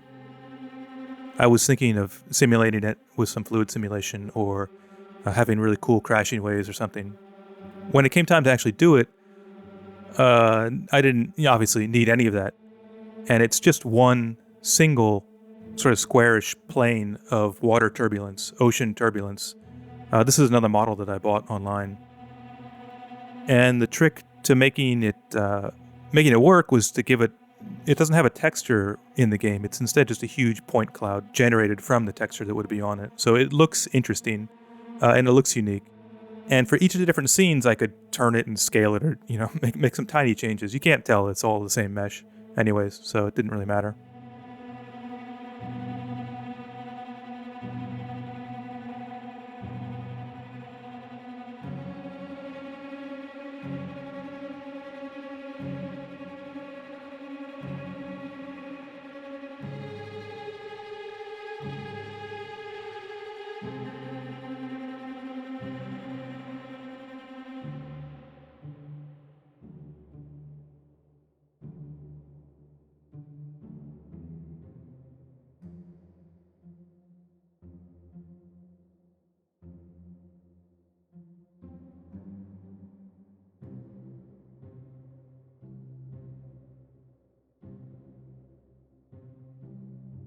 Here's the guys blocking the ladder or the stairs, so you can't get up. Not blocking it that well, actually, but I took some liberties.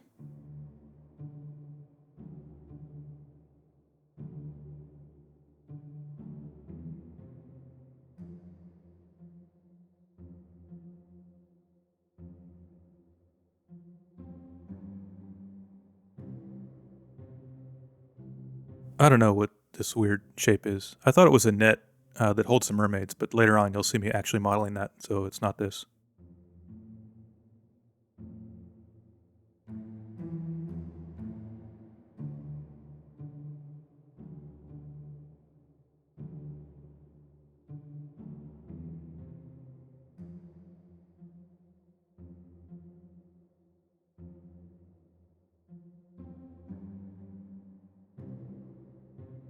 There were a couple different ways that I handled ropes.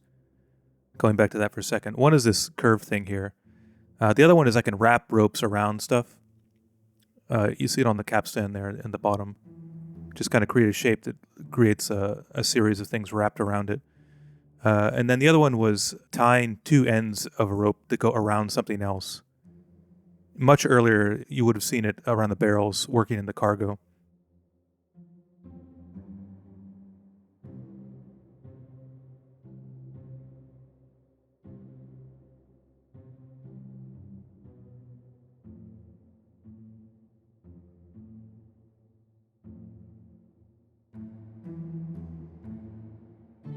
Every once in a while, you might have noticed the clothes on these guys, the texture is actually the face texture. That's another artifact of the dockyard recording process. When I would pose these guys in a flashback and then run the cloth simulation, that would get baked into a duplicate mesh and the original would be hidden. And during that process, the materials themselves would also be combined. And for some reason, Dockyard didn't always pick up that material switch correctly. When I'm working on these scenes and posing everybody out, the characters don't have all their clothes on. Any of the separate cloth geometry needs to be simulated to actually appear here, and every once in a while you'll see the clothing pop on, and that's because I had run the cloth simulation to get the clothes to bend into that current pose.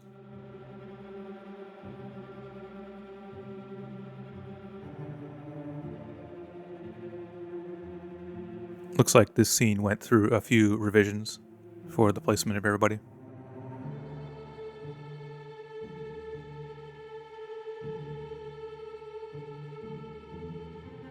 These mermaids are being carried on capstan poles with a net beneath it.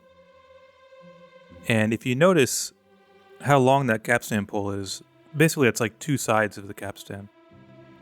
But the way the capstan is designed, you can't have a solid pole pass all the way through it because they would be colliding with each other.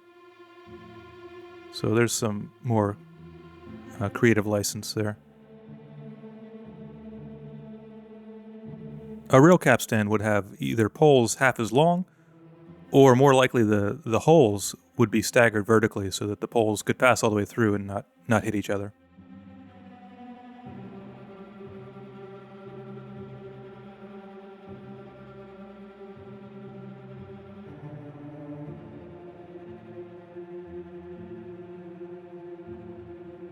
Here's the guy working in the carpenter shop.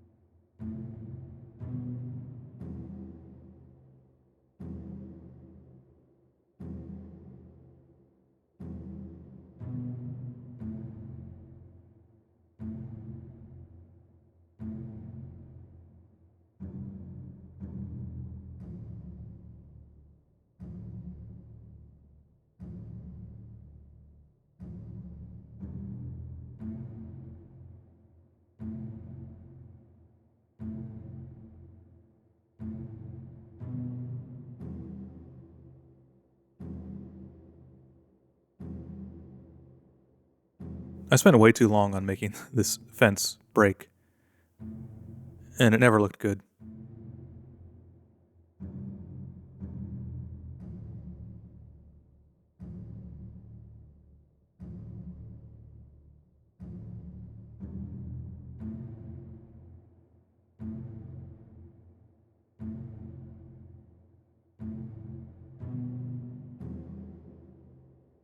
This flashback was one of the trickier ones in a narrative sense and a sort of game progression sense. It's on the cargo deck. It's started from the cargo deck and it leads all the way to the top deck, this chapter. But you find the thing that starts it is not anywhere near where the guy actually dies. And that's never explained in the game why it's like that. I think in my head, the idea was that body part had been carried over there by someone else or something else. I don't think it really matters. A lot of that stuff doesn't... I haven't set the player up to expect explanations for a lot of things, so I did take advantage of that and really have things that you couldn't explain well.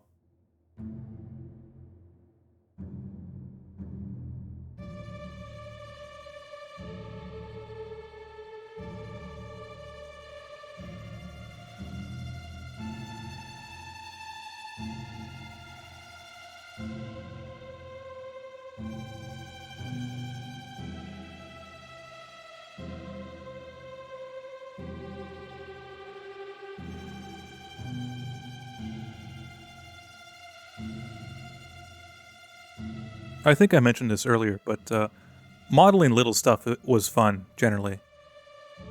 And there was a long period when I wasn't modeling any small stuff. And here I got back to doing just a few little cups and minor things, plates and stuff like that. But even that was a nice break from posing characters, for months and months, years almost.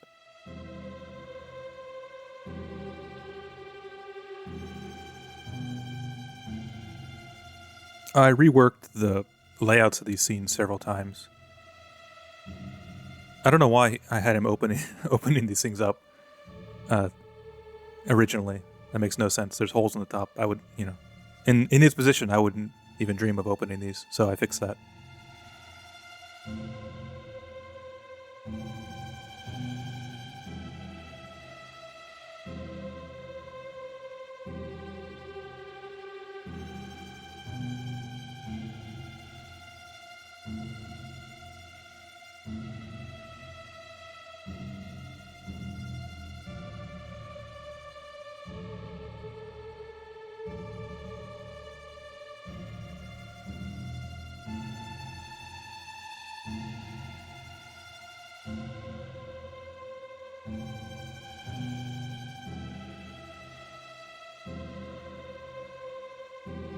This flashback here was one of the more difficult audio ones again.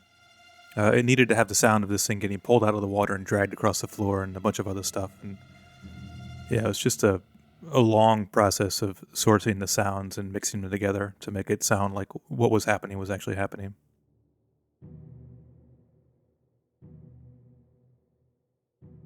There we go. That's better. Keep it closed, man. Safety first.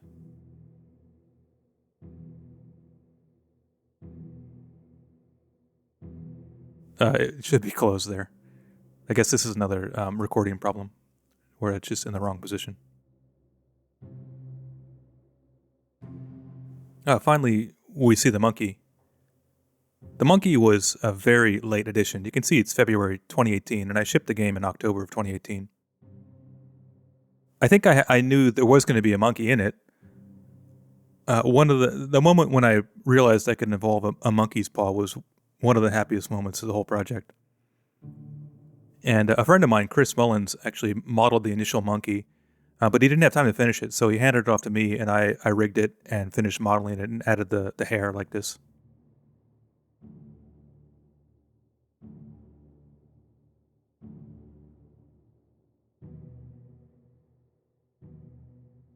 It looks pretty questionable up close with so many pixels, but in the game it's so small and so few pixels that I think it works okay.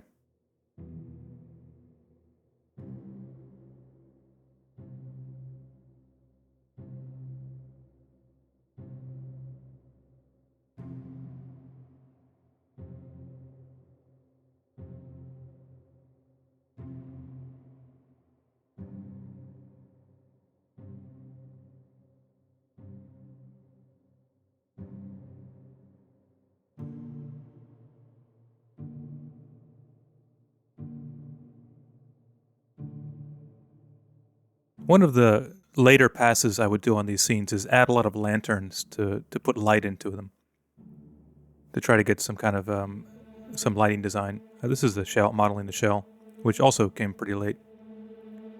Anyways, on the lanterns, I would place a lantern kind of where I needed some light.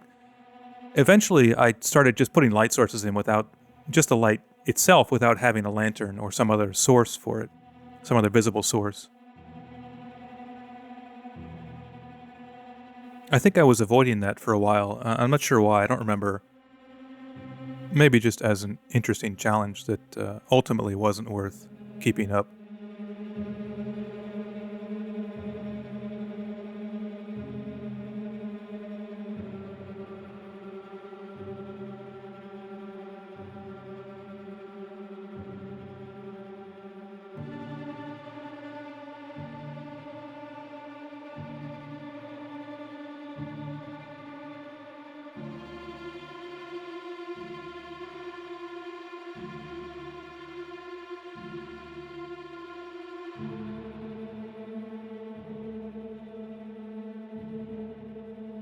The game is built around showing flashbacks at the moment when somebody dies, and I was very fast and very loose with that concept. Sometimes the flashback is actually right before they die, or sometimes it's right after they die. Very rarely is it the instant they actually die. And I just pushed it a little for, I don't know, it was a lot more interesting to catch him throwing the axe than it was to catch him, the spear actually kills him.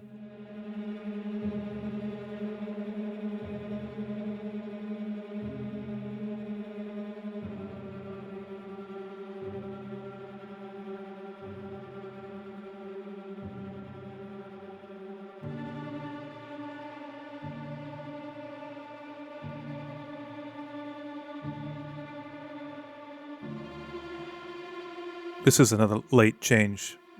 Everybody on the ship had basically the same shoes for a long time, until it came to the point where I realized that I needed, well, I could add a clue by changing their shoes. Now here's this guy, the tattoos. Looks like I had a few variations. But that's kind of how the clue system went. I would just keep it open, basically, for when I felt I needed to add a clue somewhere, I would go back and add it in some way. Maybe by changing the shoes like that, or adding tattoos, or putting that character in a scene that he wasn't in before, doing something that would give the player a clue.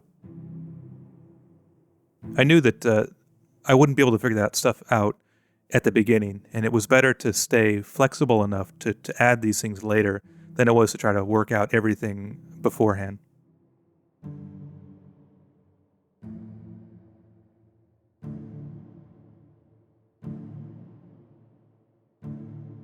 Oh man, here's the hats. These tri-corner hats.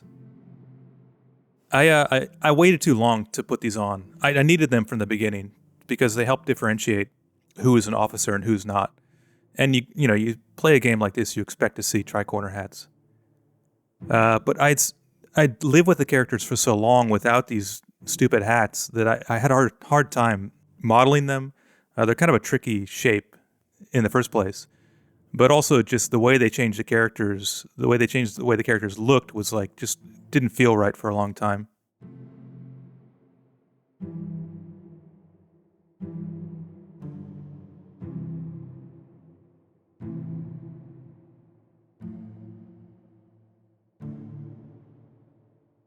That was hanging the steward's jacket in the steward's quarters.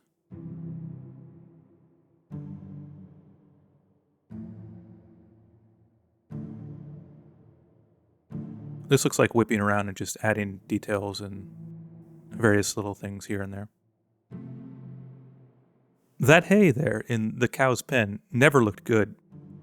But I didn't fix it because, well, I didn't care.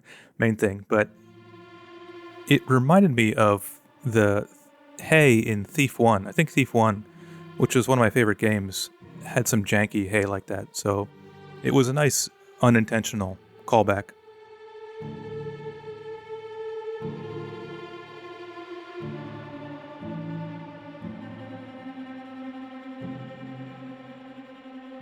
For some reason, at different points in the project, I got hung up on not accuracy, but being realistic. So a minute ago, I was putting chucks under the cannon wheels. I guess I thought that, well, those cannons are going to roll all over the place if there's no chucks under them, so I better put some chucks there. Okay, so around this time, I guess, I started doing the real custom work for each of the scenes, which means the injuries, spending more time on the injuries and the effects and the blood and stuff for each of the flashbacks.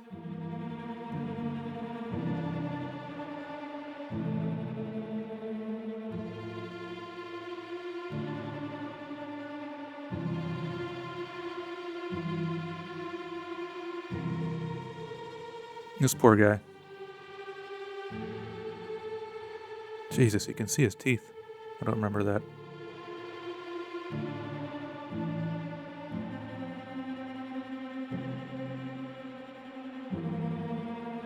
That's a swoosh effect for the club.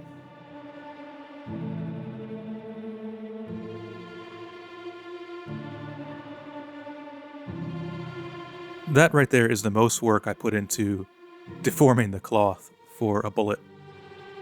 I think in a few other cases I would swing it out of the way or something, but this one I made a custom full-on geometry for the cloth being torn.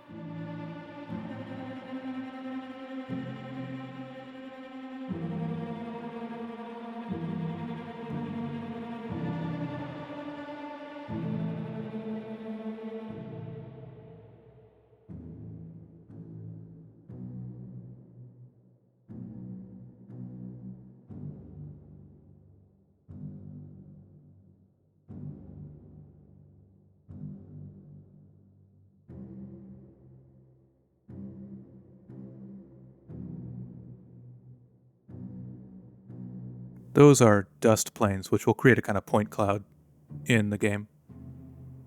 Looks like something's emanating from the water.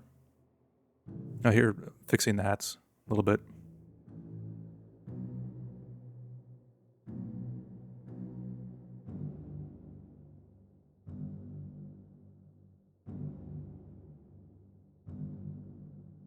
Dropping some clues.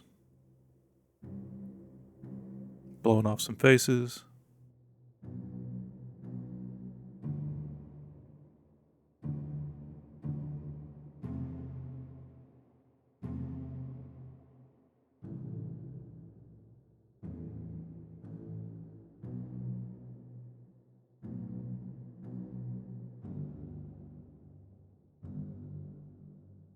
Like I mentioned earlier, this is the blood drop tool, which just allows me to create a little circle of geometry against another piece of geometry. Very simple, and I originally had wanted to be able to paint the blood on, but the game is so low poly, I figured, let me just try making a bunch of circles that would kind of splatter around. And it was so easy to do and looked good enough that I stopped there.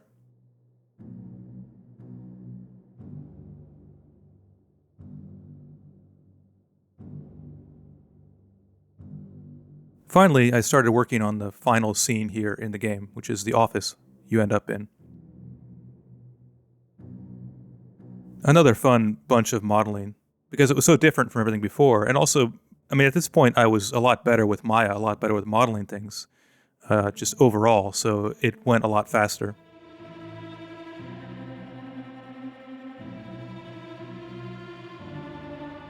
Also, the player doesn't move in this scene. They can only look around a little bit. And I didn't need to worry about much except their view from that one position. I took one of the chairs from the ship and started modifying it for the office here.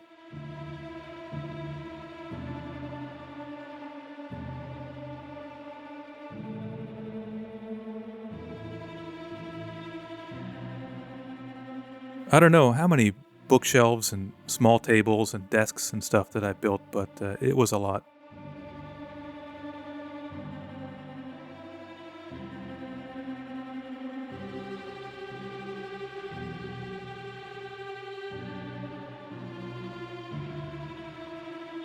I think one of the advantages of doing something in low poly like this is that I had the bandwidth to do more custom stuff.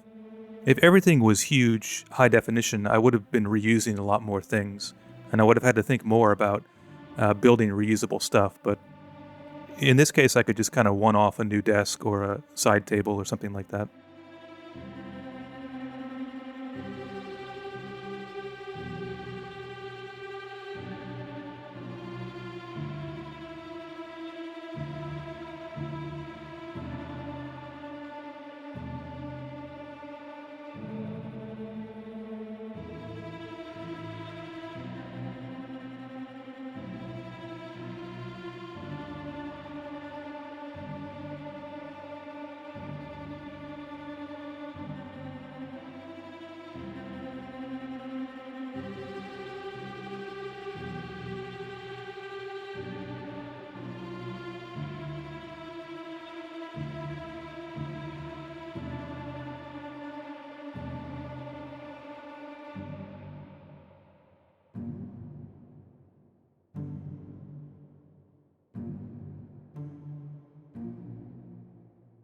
This part goes on for a bit. I'm doing the final animation where the player puts the book away after they've solved everything.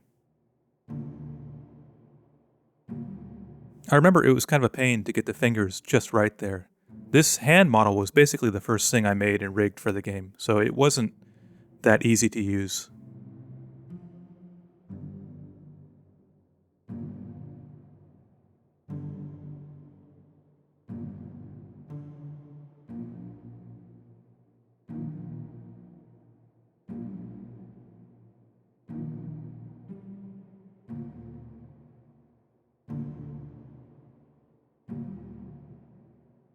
This is the burn mark that appears on the ceiling in one of the flashbacks and carries on through the rest of the game.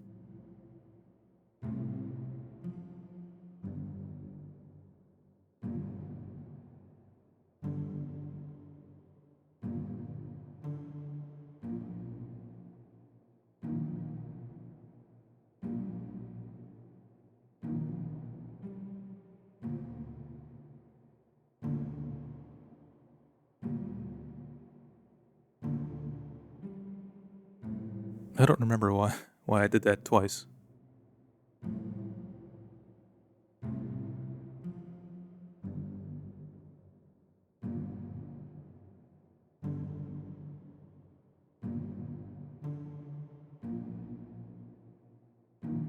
This is the rope tool that will connect two ends of one rope around another piece of geometry, and I used it for straps like that and tie downs on the ship.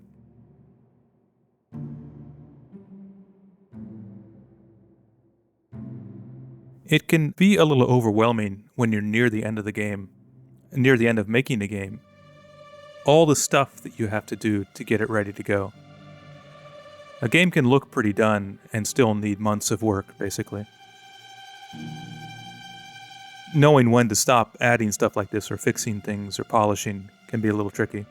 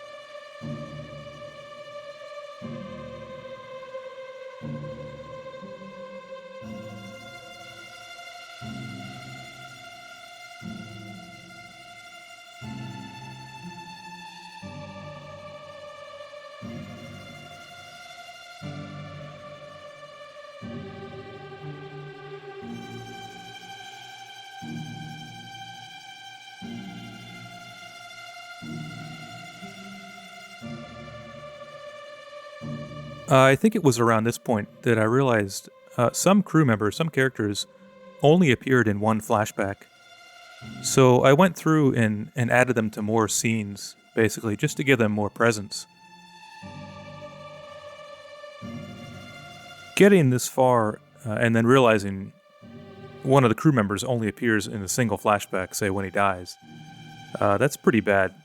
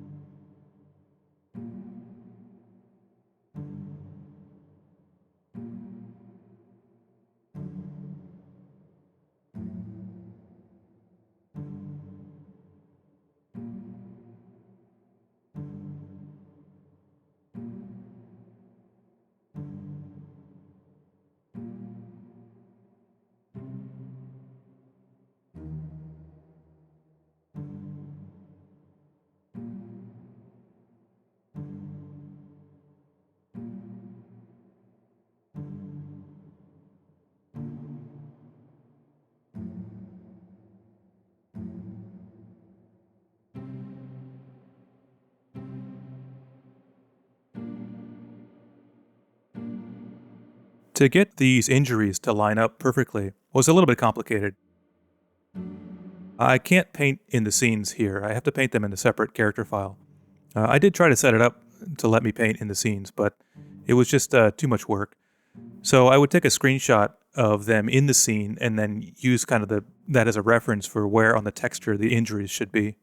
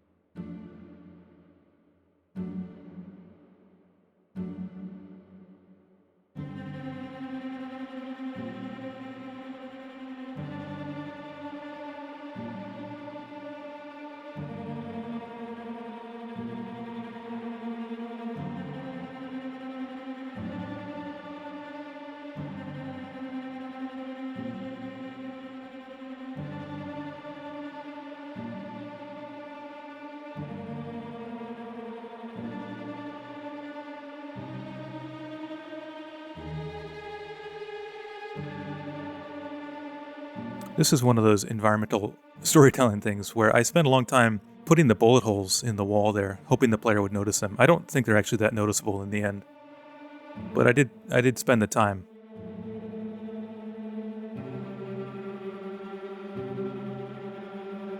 There's some more peppering with the blood drop tool. These blood drops were a nice way to lead the player around and to suggest more action than I could show in the flashbacks. This is a good example of a very lately added clue. Her wedding ring there. Before adding that ring, I think the plan for her was just to figure out who she was through process of elimination, which was never that great. So luckily I worked on the game long enough that I had time to come up with something better.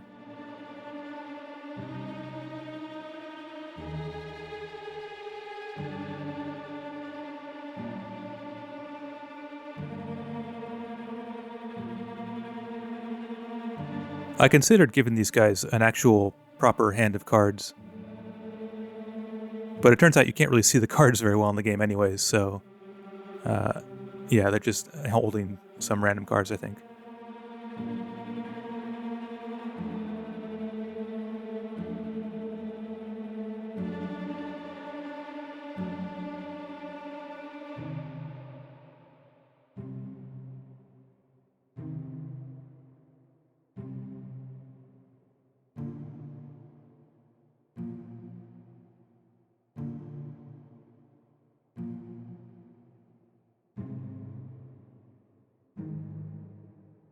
I made a pass adding more animals, farm animals, to the ship too. I would have liked to show more kind of normal ship life, but the shit hits the fan pretty early on this voyage, so I had to use these early scenes to do what I could. I guess there was a dog that I took out at some point, although I barely remember having him in. It wasn't uncommon to have a dog on ships like this. Something to eat the rats or keep the crew company.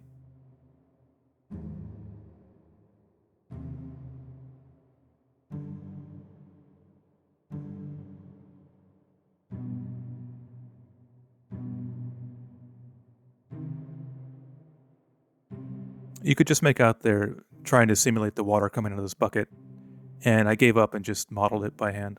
It looks a little corny in the final game, but it only needs to be not terrible at this point.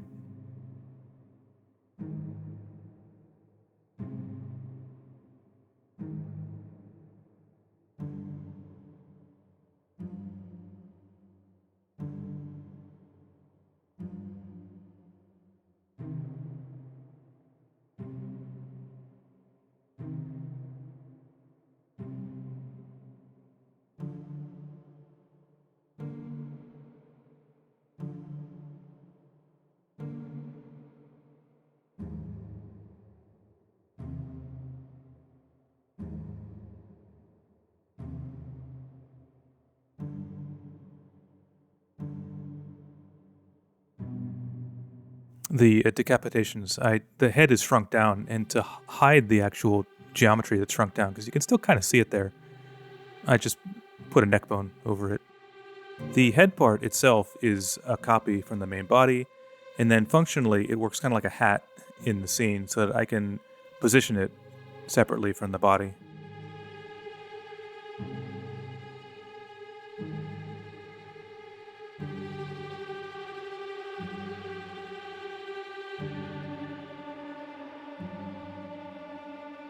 This all looks pretty brutal when you see it here, but one of the things I liked about the visual style is that at 800 by 450 black and white, it has a certain distance for the player. So none of this looks too off-putting in the actual game. At least I hope not.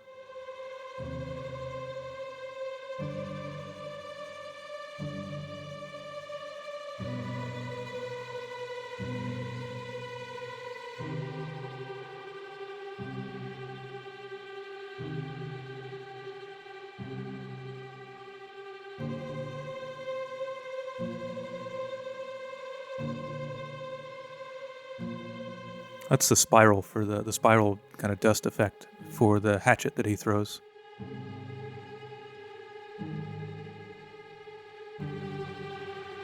Here's the guy opening the door to the cargo deck, which had to happen to give the player access to the deck below, but I couldn't let them actually pass down there in this flashback.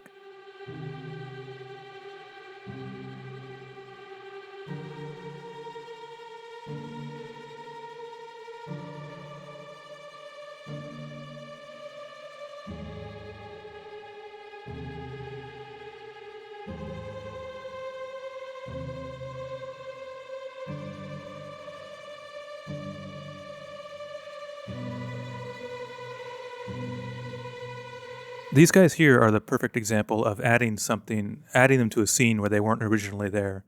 Because the guy standing guard there and these guys moving the barrels only appear in like one other scene.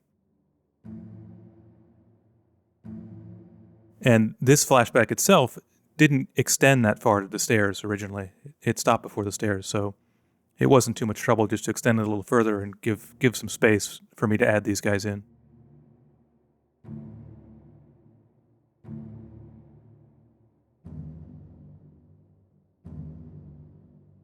The falling cargo here is something I put off for probably too long. I think it was another one of the things that I was hoping to simulate with physics.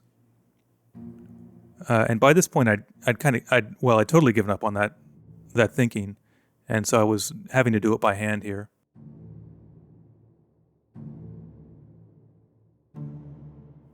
Like I said earlier, the engineer in me would want to solve this with a physics simulation, but really the way this should be done and the way I ended up doing it is as an artist is just doing it. Just sitting down and modeling the parts of it and making it look as I wanted it to look.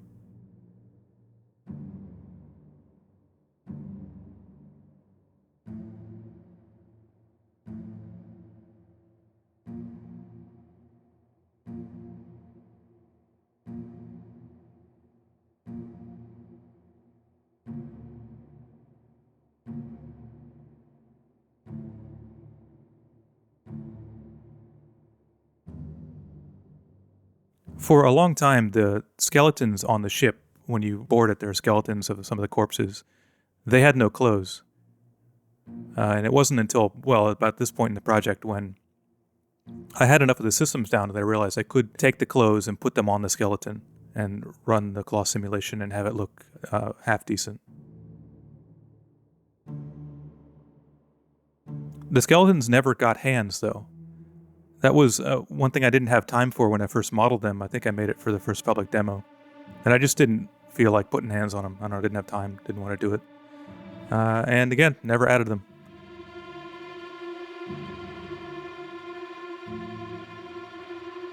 Some more critical bullet hole work. Spike holes, I guess, in this case.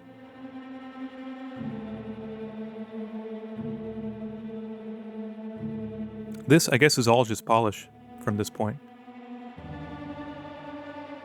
At least on the art side. On the programming and the design side, actually big changes were happening. at this time. I was reworking the way the game flowed to fix some problems that I'd seen in playtests, where the player would kind of get pulled along too quickly and not have enough time to think about things and be just more or less lost. So I changed the way that the hunt mode advanced and the way the ghost trails worked and a lot of other small things that were pretty core to the way the game flowed before, but I needed to slow things down and give the player more control over how they were progressing.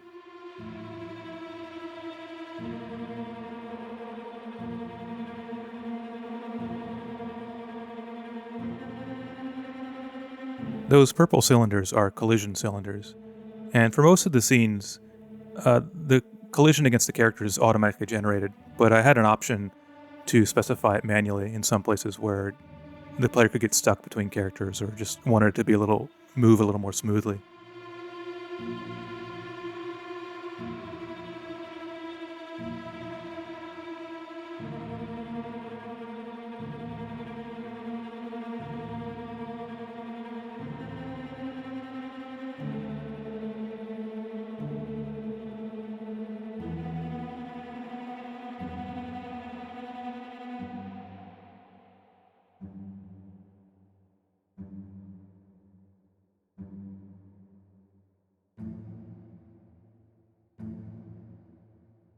With a game like this, where there's a lot of characters and a lot of scenes and a lot of sequential things, there were a lot of chances to forget some continuity. So thankfully, I had a really good tester, Hanson Chu, who would mark that stuff and say, the character in this scene should be there in the scene before, but he's not. So I would just go through and add them.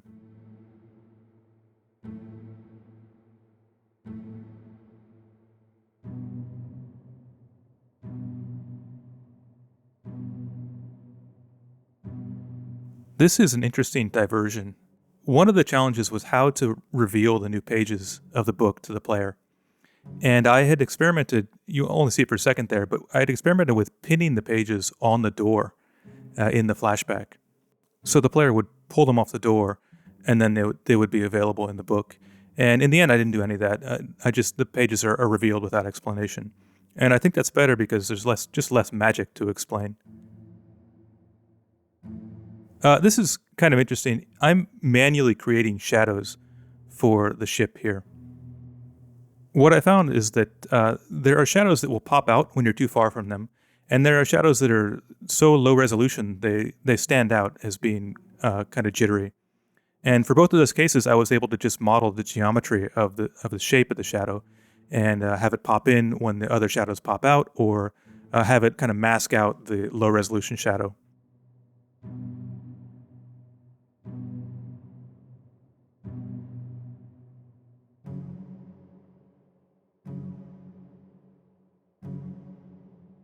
So there we go. That's the initial desktop release on October 18th, 2018.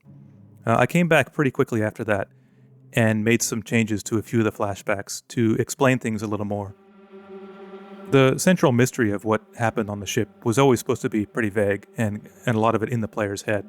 But there were some details that I just left out that I shouldn't have, so I'm putting those in now.